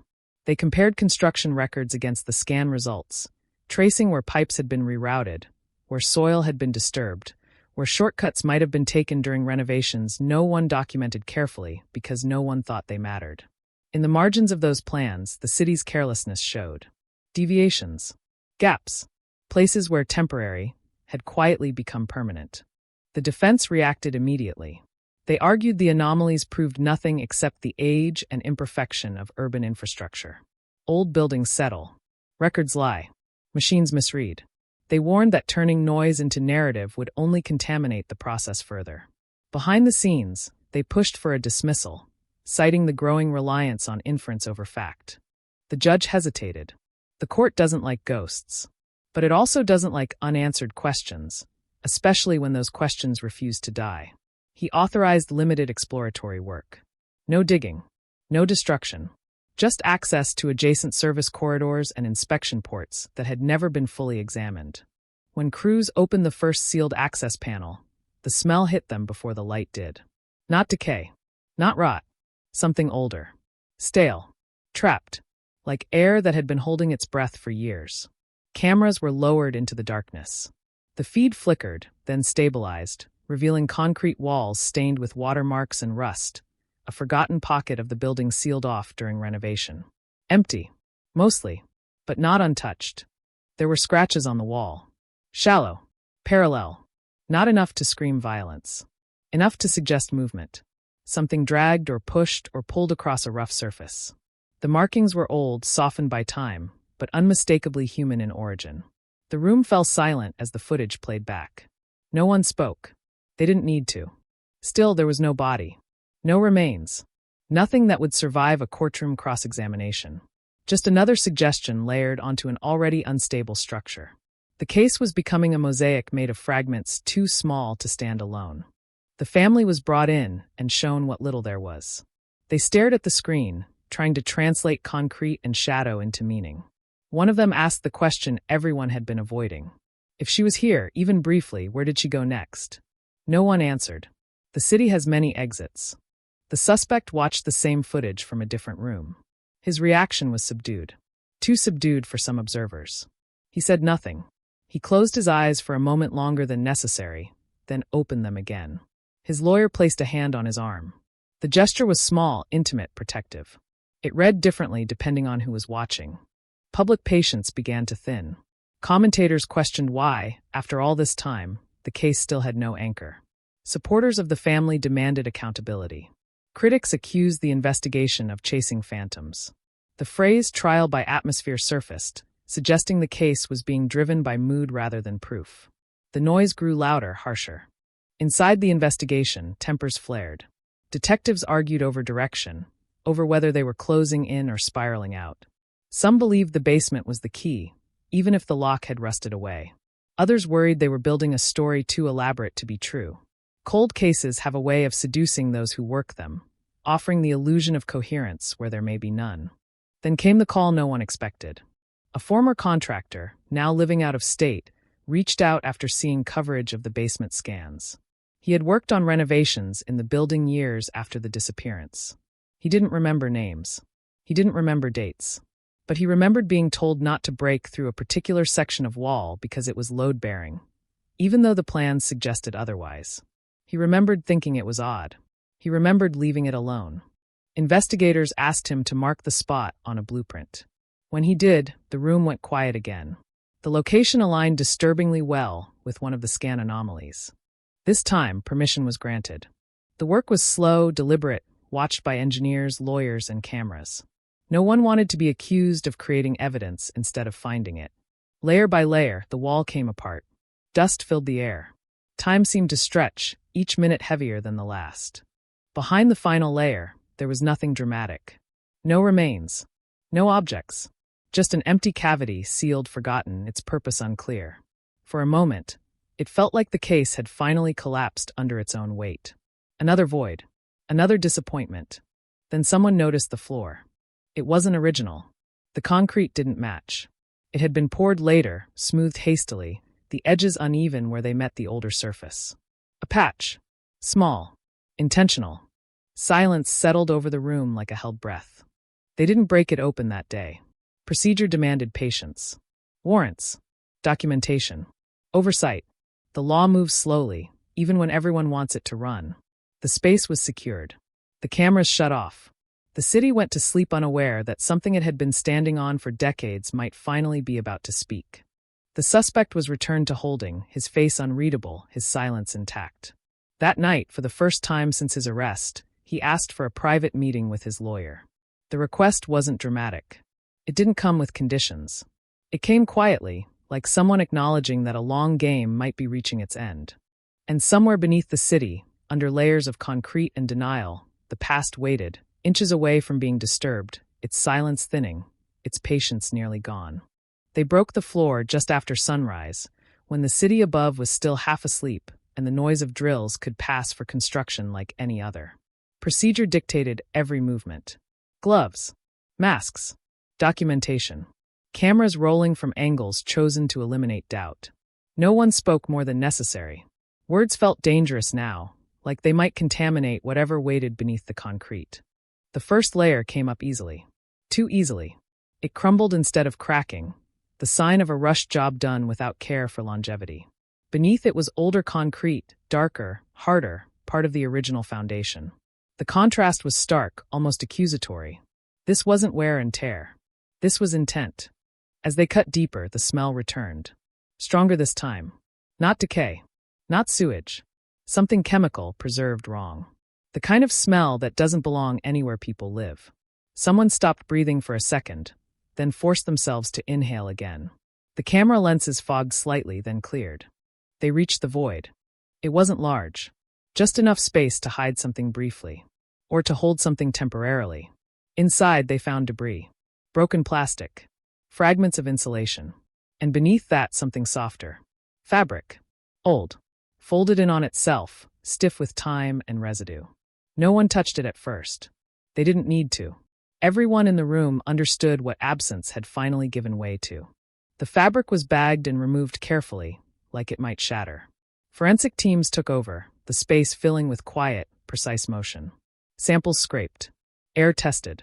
Everything logged. Outside, a perimeter tightened as word began to leak despite efforts to contain it. Something had been found. Not enough to say what. Enough to say the case had crossed a line it could never step back over. The suspect was informed later that day. Not of details. Just that new evidence had been recovered from the building. For the first time since his arrest, his reaction was immediate. He didn't ask what it was. He didn't ask where. He asked how much. The question hung in the air, heavy and revealing. His lawyer ended the conversation, but the damage was done. Questions betray more than answers ever do. Lab work took weeks. Time slowed again, but this time it felt different. The waiting carried weight. The fabric was identified as part of a garment matching what she had been wearing the night she disappeared. Fibers aligned. Dyes matched. It wasn't definitive proof of death. It didn't say how or when, but it placed her in the building after she left her apartment. It placed her where she was never supposed to be. The defense shifted strategy overnight. They argued contamination, secondary transfer. Renovation debris moved and mixed over years. They questioned chain of custody. They questioned motive. They questioned everything, because now they had to. The case had found a spine, and it was no longer possible to pretend it was just smoke. Public reaction exploded. Vigils returned to the sidewalk. Candles flickered where posters once hung. People who had forgotten her name said it again, out loud, like speaking it might pull her the rest of the way back into the world. The family moved through it all in a haze, grief transformed into something sharper, more focused. This wasn't hope. It was reckoning. Behind closed doors, prosecutors debated whether to push for a full trial or leverage the new evidence into a plea. The fabric changed the math, but it didn't solve it. There was still no body, no clear cause of death, no moment that could be pointed to and labeled as the crime. Just proof that the disappearance hadn't been an illusion. The suspect requested another meeting. This time he spoke more. Not a confession. Not even close. He talked about pressure. About panic. About how one bad decision can metastasize into a life sentence even if no court ever convicts you. He said accidents happen. He said people freeze. He said the city makes it easy to disappear things if you know where to look. He never said her name. That omission landed harder than any admission could have. Investigators listened, took notes, asked questions that danced around the edges of what he was saying without crossing into promises they couldn't keep. They needed him talking, even if he wasn't saying what they wanted to hear. Partial truths are often the only currency left in cases like this. Meanwhile, forensic analysts found trace biological material on the fabric. Degraded. Incomplete. Enough to suggest injury. Not enough to reconstruct a timeline. The science reached its limit and stopped, leaving the rest to human interpretation. That boundary, once crossed, is where stories turn dangerous. The judge ruled the evidence admissible. The floor patch, the cavity, the garment fragment. Together, they formed a narrative strong enough to be heard by a jury. Not necessarily believed. Heard. The difference mattered. The trial date was set. As the city absorbed the news, the suspect was moved to a different facility for his own safety. Cold cases carry a unique stigma. They don't fade. They linger. Other inmates know that. Guards know it too. Isolation became part of his punishment long before any verdict. Late one night, after hours of silence, the anonymous emails returned. Just one message. Short. Unadorned. It read like a confession and a warning at the same time. You found the place. You won't find everything.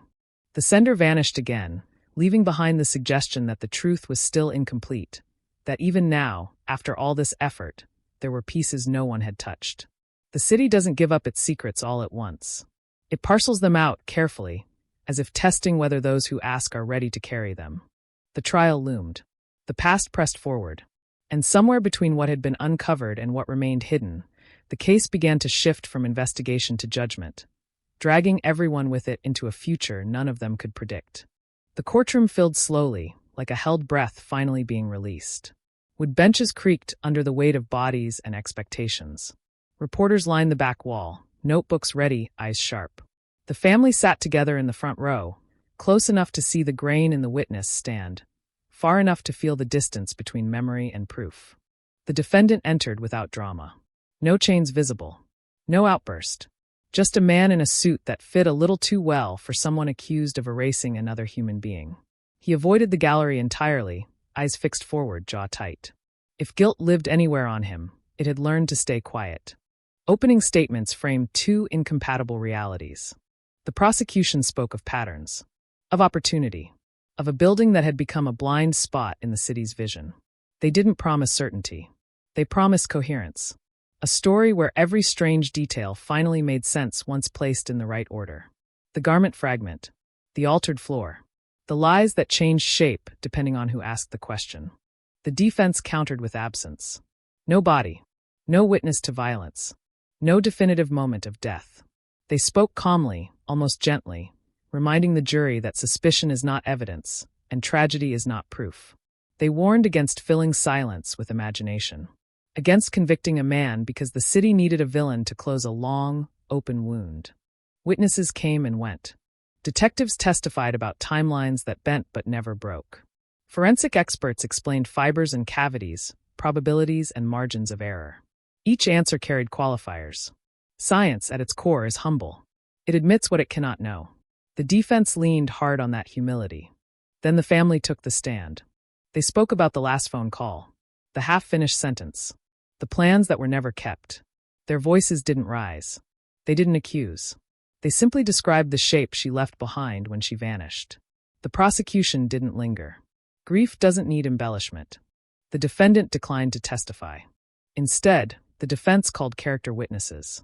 Former tenants, business associates, people who described him as meticulous, private, sometimes cold, but never cruel. Never violent. Never reckless.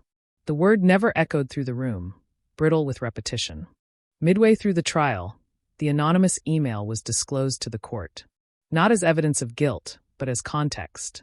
The judge allowed it with strict instructions. The jury could consider it only as indication that someone else might possess information, not as proof of anything stated within it. That night, the defendant broke. Not publicly. Not in court. In a monitored interview room, he asked for the detectives. He didn't want a deal. He didn't want immunity. He wanted control. He spoke in fragments, like someone afraid that a complete sentence might collapse under its own weight. He described an argument.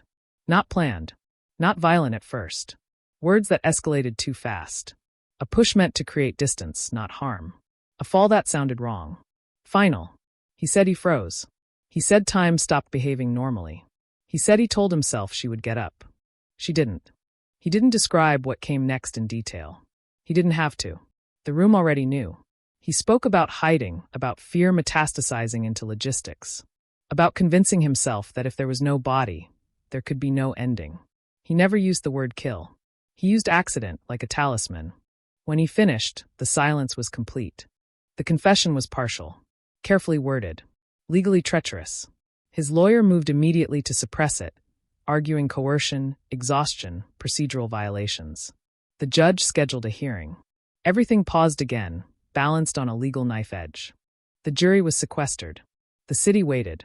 Outside, rain soaked the steps of the courthouse, washing chalk messages into pale ghosts. People argued online, in bars, in living rooms. Some said justice was finally arriving. Others said it was still too thin, too circumstantial. The case had become a mirror, reflecting whatever fear or faith each person brought to it. The judge ruled the confession admissible in part, not as a full admission of guilt, but as evidence of involvement. Closing arguments followed like controlled detonations. The prosecution spoke of responsibility, of how accidents still carry consequences, of how hiding the truth compounds harm. They didn't ask the jury to imagine. They asked them to connect. The defense spoke of doubt, of how panic can create false memories, of how pressure can shape words into something they were never meant to be. They reminded the jury that the burden of proof never shifts, no matter how badly closure is wanted. The jury retired to deliberate. Hours passed. Then a day. Then another night. When they returned, the courtroom stood. The foreperson's hands trembled slightly as the verdict was read. Guilty. Not of murder, but of manslaughter, and obstruction, and abuse of a corpse. A fractured truth, rendered into legal language. The family cried. Quietly. Not in relief. In release. Something heavy finally had a name. The defendant closed his eyes. Just for a moment, as if acknowledging that the long improvisation was over. Sentencing was scheduled for a later date. Appeals would follow. They always do. But the cold case was no longer cold. It was something else now. Something resolved but not healed. And even as the court emptied, one question remained unanswered, hanging stubbornly in the air. Where was she exactly? The sentence arrived months later, folded into a gray morning that felt indistinguishable from all the others that had followed the verdict. 12 years. Not life. Not enough to balance anything. Just a number the court could stand behind without flinching. Cameras clicked as the judge spoke, each syllable clipped, procedural, careful not to pretend that language could ever restore what had been removed from the world. The defendant listened with his head slightly bowed, hands clasped, a man finally forced to stop rearranging the past into something survivable. When it was over, he was led away without resistance, disappearing through a door that shut with a sound too soft for what it represented. The family stood together afterward, answering questions they had answered 100 times already. Did this bring closure? Did this feel like justice? Did they believe him? Their answers were variations of the same truth. Closure is a word people use when they want the story to end. Justice is a word that bends depending on who needs it. Belief is irrelevant when the absence remains absolute. They thanked the detectives. They thanked the prosecutor. They did not smile. They did not celebrate. They simply left. The apartment building was sold within the year. Renovated. Rebranded. A new name that meant nothing to anyone who remembered the old one. The stairwell was repainted. The floors replaced. Walls opened and closed again. A fresh start applied like a coat of primer. New tenants moved in, unaware or unwilling to ask why the place had sat vacant for so long, why the neighbors avoided eye contact when the address came up. Cities are good at forgetting when forgetting is profitable. But forgetting never happens all at once. It leaks. A maintenance worker found something strange during demolition. A void where there shouldn't have been one. A narrow cavity behind a load-bearing wall, sealed not with intention, but with haste. Inside, nothing definitive. No remains. No proof. Just dust that didn't match the rest of the building. Fibers too degraded to identify. The discovery was logged, documented, and quietly absorbed into the case file as an addendum. Another almost. Another near answer that dissolved under scrutiny. The defendant was questioned again. He claimed ignorance. Said he didn't remember. Said panic had blurred everything after the fall. He insisted he had moved her, not hidden her. That he had taken her somewhere else. Somewhere open. Somewhere water would do what walls could not. He could not or would not be more specific. The statements contradicted earlier implications. The defense argued cognitive distortion. Trauma. Time. The prosecution weighed the cost of pursuing clarity against the likelihood of ever reaching it. They stopped. Years passed. The city changed its skin again and again. New tragedies replaced old ones. Headlines rotated. The phrase cold case lost its urgency as newer, hotter fires demanded oxygen. But the name remained in databases, in podcasts, in long-form articles that resurfaced every anniversary like a bruise pressed just hard enough to feel. The family marked time differently. Birthdays without candles. Holidays with one chair permanently empty. Conversations that paused when her name surfaced, as if sound itself might disturb something fragile and unfinished. They disagreed, sometimes bitterly, about whether knowing more would help or hurt. Whether the truth, whatever remained of it, would be worth the weight it would carry. One of them visited the river. Often. It wasn't the one mentioned in the defendant's statement. Not officially, but it was close enough to hold the idea. Close enough to imagine what water does to secrets. She would stand at the edge and watch the current, measuring its patience, wondering how long it takes for something human to become something else entirely. She never spoke to the press. She never spoke on record. She just watched. Every few years, someone claimed to have information. A former inmate. A disgruntled acquaintance. A man who said he overheard something in a bar in Queens at 2 in the morning, years ago, drunk and forgettable. Tips were followed. Maps were drawn. Searches were conducted with measured optimism and quiet dread. Each time, the same result. Nothing that could be proven. Nothing that could be held. The anonymous email was never traced. Servers dead-ended. Accounts evaporated. The sender remained a ghost, either satisfied with what they had set in motion or frightened by how real it had become. Investigators argued about motive. Some believed it was guilt. Others thought it was malice. A few suspected coincidence elevated by desperation. The truth stayed unclaimed. The case became a lesson in law schools. An example of partial justice. Of how legal systems resolve what they can and leave the rest to history. Professors spoke about evidentiary thresholds, about the danger of narrative gravity, about how badly humans want stories to end neatly. Students took notes. Exams were written. The emotional residue was stripped away for clarity. But the residue doesn't disappear. It just changes form. Sometimes it surfaced late at night, in the form of a phone call that never came. Sometimes it appeared in dreams where the missing were found alive, angry, demanding explanations no one could give. Sometimes it arrived quietly, in the realization that there would be no funeral, no grave to visit, no physical place where grief could rest its hands. The defendant aged behind bars. Hair grayed, shoulders slumped. He gave one interview, years into his sentence, to a journalist known for long silences and fewer questions. He did not confess again. He did not retract. He spoke instead about time, about how memory rearranges itself to survive, about how guilt becomes less sharp but more constant, like a low-frequency hum you stop noticing until the room goes silent. When asked if he knew where she was, he paused. A long pause. Then he said he wasn't sure anymore. The journalist let that sit. Because sometimes uncertainty is the most honest thing left. On the 20th anniversary of her disappearance, a small group gathered outside the old building, now unrecognizable. No speeches. No cameras. Just flowers placed against brick that no longer remembered what it had once held. A candle flickered and went out in the wind. No one relit it. In the distance, traffic moved. Life continued at its usual, indifferent pace. The cold case was listed as resolved. Technically. Administratively. Emotionally, it remained open, a question without punctuation. Because resolution is not the same as understanding. And understanding is not the same as peace. Somewhere in the city, beneath concrete or current or time itself, the truth rested in pieces too small to assemble. Not lost, just unreachable, waiting for a moment that might never come. And so the story ended the way it began. Not with certainty, but with silence. A silence loud enough to echo through decades. A silence that still asks, without expecting an answer. What happened exactly when no one was watching, and why did the city look away for so long? Years later, when the file is pulled from the archive shelf, it makes a sound like something old being woken to abruptly. Paper against paper. Plastic sleeves sticking slightly from age. A clerk scans the barcode, more out of habit than hope, and the system confirms what everyone already knows. Closed. Resolved. No further action pending. The words sit there, sterile and confident, as if they describe something complete. But outside the building, the city does not behave like a place where the past has been settled. The street where it began has learned new rhythms. Different footsteps. Different voices. Food carts rotate. A bus stop changes location by half a block. A tree planted after the trial grows tall enough to cast shade where there used to be none.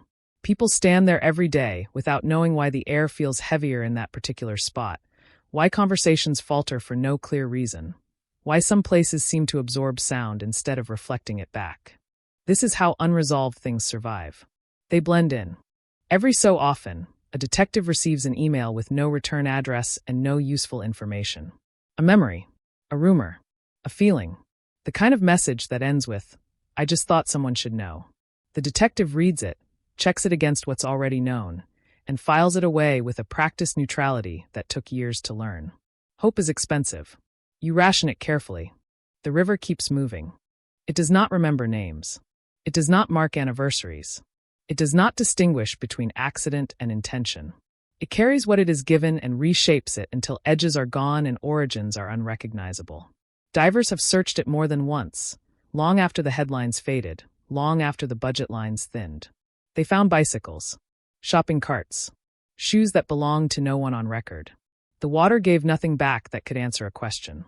Sometimes late at night, the case resurfaces in unexpected places.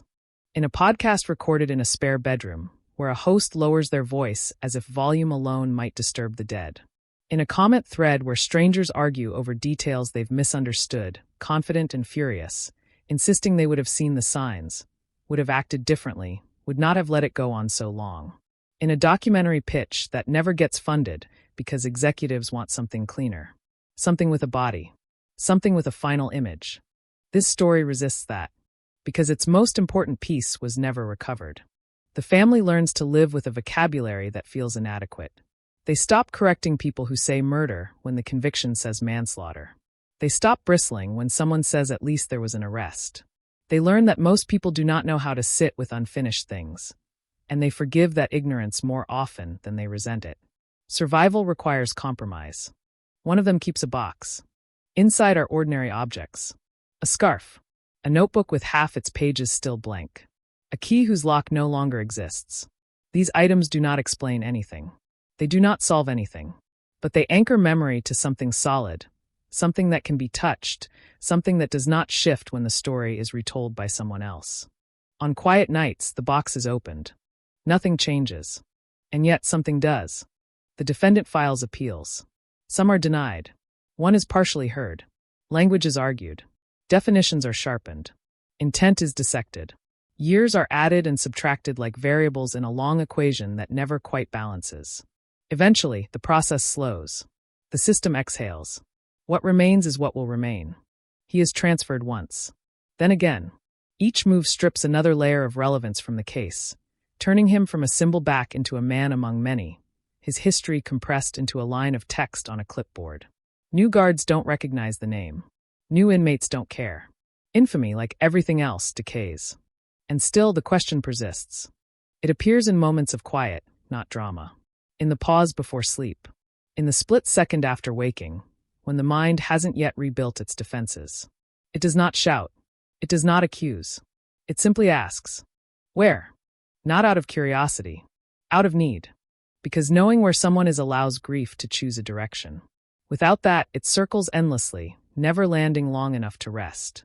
A rookie investigator once asks a veteran why the case is still taught, still referenced, still mentioned with a kind of reverence usually reserved for cautionary tales. The answer is not about evidence or procedure. It's simpler than that. Because it shows what happens, the veteran says, when truth and proof stop being the same thing. The city continues to move forward, convinced of its own momentum. But beneath that motion, some things remain suspended, untouched by verdicts or time served. They linger in the spaces between facts, in the gaps that no amount of narrative can convincingly fill. This is one of those things. A woman left her home one night and did not return. An argument escalated. A fall changed everything. A choice was made to hide rather than to help. A system responded years too late. A family learned to live with less than answers. A city labeled it finished. And somewhere, whether in water, earth, or memory itself, the rest of the story stayed silent. Not because it wanted to be mysterious, but because silence, once established, is very hard to undo. The file goes back on the shelf. The light clicks off. And the case remains what it has always been, despite the stamps and signatures and official language meant to tame it. A cold case. Not because it lacks heat, but because no one has ever been able to touch the truth without it slipping away. There is a point where even unanswered questions begin to age. They don't disappear. They don't resolve. They simply grow quieter, settling into the background noise of a city that has learned to live with too many unfinished stories. This case becomes one of those low frequencies, no longer sharp enough to dominate headlines, but always present if you know how to listen. A decade after the conviction, a clerk in a municipal records office flags an anomaly. Not a breakthrough, not a revelation, just a discrepancy in an old transfer log, buried in paperwork from a defunct sanitation contractor. A vehicle routed off schedule. A timestamp that doesn't align cleanly with the defendant's revised statements. It's the kind of thing that would have ignited a task force years earlier. Now it earns a note, a follow-up, a cautious shrug. Still, someone looks. Because someone always does. The location tied to the log is unremarkable. An industrial strip near the edge of the borough, reshaped repeatedly by zoning changes and neglect. Warehouses converted, then abandoned again. Concrete poured over concrete, as if the land itself is trying to forget what it once held. Ground-penetrating radar is brought in quietly, without press, without expectation. The scan reveals inconsistencies, voids, disturbances, nothing conclusive, nothing that crosses the threshold from curiosity into cause. The report ends with the same sentence so many others have used. No actionable findings. The detective who signed it off sits in his car afterward, engine running, radio off, staring at a place that refuses to either confess or absolve. He thinks about how many versions of the truth can coexist without ever colliding. How the law requires collision, impact, proof, and how reality is rarely so cooperative. The family is notified as protocol demands. They listen. They thank the caller. They ask the same questions they've learned not to hope for answers to. When the call ends, the room feels smaller, as if the walls have edged in slightly, reacting to the weight of almost news. One of them laughs, briefly, sharply, then apologizes for it. Grief finds strange exits when it has nowhere else to go. They don't visit the site. They've learned that geography doesn't guarantee proximity to truth. Elsewhere, the case finds new life in digital spaces it never belonged to. Artificial timelines built by strangers. Color-coded theories. Enhanced audio from old interviews, stripped of context and filled with intention that was never there. People speak with certainty about moments they never lived, assigning motives with the confidence of distance. The story becomes content. Engagement. A puzzle meant to be solved before the next upload. The family does not watch. The defendant does. From inside, with nothing but time and fragments, he absorbs these versions of himself, these imagined scenes more vivid than his own memories have become. Sometimes they are harsher than reality. Sometimes kinder. None of them are accurate. Accuracy, at this stage, is a luxury no one possesses. He writes a letter he never sends. In it, he does not apologize. He does not explain. He describes a smell. Damp concrete. Metal. Something sweet underneath rot. He writes about standing somewhere unfamiliar, listening to a sound that wasn't water, but wasn't silence either. He stops halfway through the page and tears it out, flushing it piece by piece until the toilet clogs and a guard has to be called. The letter is gone. Whatever it contained goes with it. On an anniversary that no longer makes the news, a single flower appears near the river. No note. No ribbon. Just placed carefully, as if whoever brought it wanted the gesture to be noticed, but not claimed. It floats for a while before drifting out of sight, indistinguishable from debris once it joins the current. Someone sees it. Someone always does. And for a brief moment, the city remembers that beneath its speed and noise, there are stories still waiting to finish forming. Stories that resist closure not out of cruelty, but because the truth was fragmented too early, scattered before it could be gathered whole. This case remains one of those stories. Not open enough to chase. Not closed enough to forget. It exists in the narrow, uncomfortable space between verdict and understanding, where answers are incomplete and responsibility arrive too late to matter in the way people wish it had. The file stays on the shelf. The river keeps moving. The city continues forward, carrying the weight of what it knows, and the heavier weight of what it never will. And somewhere, in a place no map has ever agreed on, the final piece remains exactly where it was left, unchanged by time, untouched by resolution, waiting not for discovery but for acknowledgement. That some endings don't arrive. They just fade into the background. And if you listen closely enough, beneath the noise, beneath the traffic, beneath the certainty people cling to in order to sleep at night, you can still hear it. The echo of a question that never learned how to stop asking. Time does not close cases. It only rearranges the people who remember them. By the time this one reaches its third decade, the original investigators are retired or gone, their names replaced by initials in reports that no one reads end to end anymore. The city's databases migrate again and again, each transfer shaving off context, compressing nuance into fields and drop-down menus. What was once urgent becomes categorical. What was once lived becomes indexed. And still, the file persists. A young analyst encounters it during a routine audit, flagged not for content, but for inconsistency. A missing attachment. A reference to an exhibit that no longer exists in the digital record. She requests the physical backup out of habit, expecting nothing. The box arrives with a layer of dust that suggests it has not moved in years. Inside, folders breathe out the smell of paper that has waited too long. Near the bottom, she finds a photo that shouldn't be there. Not incriminating. Not dramatic. Just a frame from a street camera that had been dismissed early on for its angle and distance. The timestamp aligns loosely with the night everything changed. The image is blurred, streaked with rain, but something about it resists being ignored. A shape in the background. A pause in motion where motion should have continued. She enlarges it. Then again. The resolution breaks apart, but the anomaly remains. A vehicle stopped where there was no reason to stop. Lights off. Door open. For a fraction of a second, a figure appears between frames, then vanishes. Not enough to identify. Not enough to prove. Just enough to unsettle. She forwards it up the chain with a note that says only, "This might be nothing." That phrase still has power.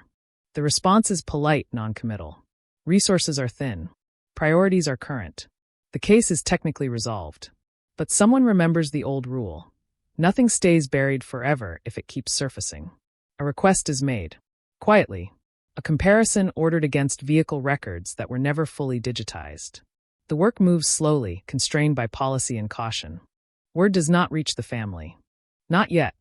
Elsewhere, a man cleaning out a storage unit in another borough finds a box he doesn't recognize. It's been there longer than he has. Inside are tools dulled by rust, a tarp folded too carefully to be casual, and a pair of gloves sealed in plastic that has yellowed with age. He stands there longer than necessary, weighing the cost of curiosity against the comfort of ignorance. He closes the box, then opens it again. He does not call the police. Not immediately. He calls his sister, who tells him to stop touching anything and hang up. When authorities arrive hours later, the unit has already been compromised by hesitation. The items are taken, logged, tested. The results are inconclusive, leaning toward the disappointing rather than the explosive. Still, the location overlaps with an old address in the case file. Another coincidence. Another almost. The defendant hears none of this. His world has narrowed to routine and repetition, days measured by count and noise. He has learned how to survive without expecting relief. When asked years ago whether he would ever disclose more if given the chance, he answered honestly. He didn't know if more existed. Memory had collapsed in on itself, leaving impressions without sequence, facts without edges. But sometimes, at night, a detail returns uninvited. A sound. Not loud. Not violent. Just wrong. The way silence behaves after something irreversible has happened. He wakes with it lodged in his chest, unable to place it in time, unable to escape it either. He does not speak of this to anyone. He has learned that some truths, once spoken, only deepen the damage. The city continues to perform closure. A plaque is installed nearby for something else entirely, a separate tragedy, unrelated, its presence a reminder that space can only hold so much memory before it must choose. Tourists pass. Residents hurry by. The ground absorbs footsteps without commentary. And yet, the analyst's image refuses to settle. She revisits it late one evening, overlaying maps, reconstructing angles. The figure's height. The vehicle's profile. It doesn't lead to a name, but it narrows the field enough to justify one more request. This one is denied. The language is careful. The reasoning sound. The effect final. She saves the file anyway. On a personal drive. Just in case. The family marks another year. They don't gather anymore. Distance has done what the case could not, scattering them into separate lives stitched together by a shared absence. They send brief messages. Candles are lit in different rooms, different cities. No one mentions hope. No one uses the word closure. They have learned that such words invite disappointment. Late that night, one of them receives a message from an unknown number. No greeting. No explanation. Just a sentence. I saw something once. I didn't understand it then. There is no follow-up. The number does not respond. The message sits there, glowing faintly in the dark, demanding interpretation it refuses to provide. Is it cruelty? Is it courage? Is it a lie? Is it a memory finally aging into guilt? There is no way to know. The phone is set down. Sleep does not come easily. Morning arrives without answers.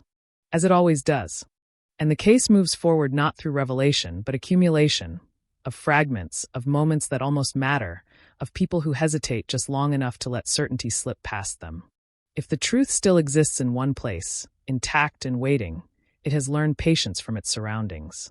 It understands the rules now.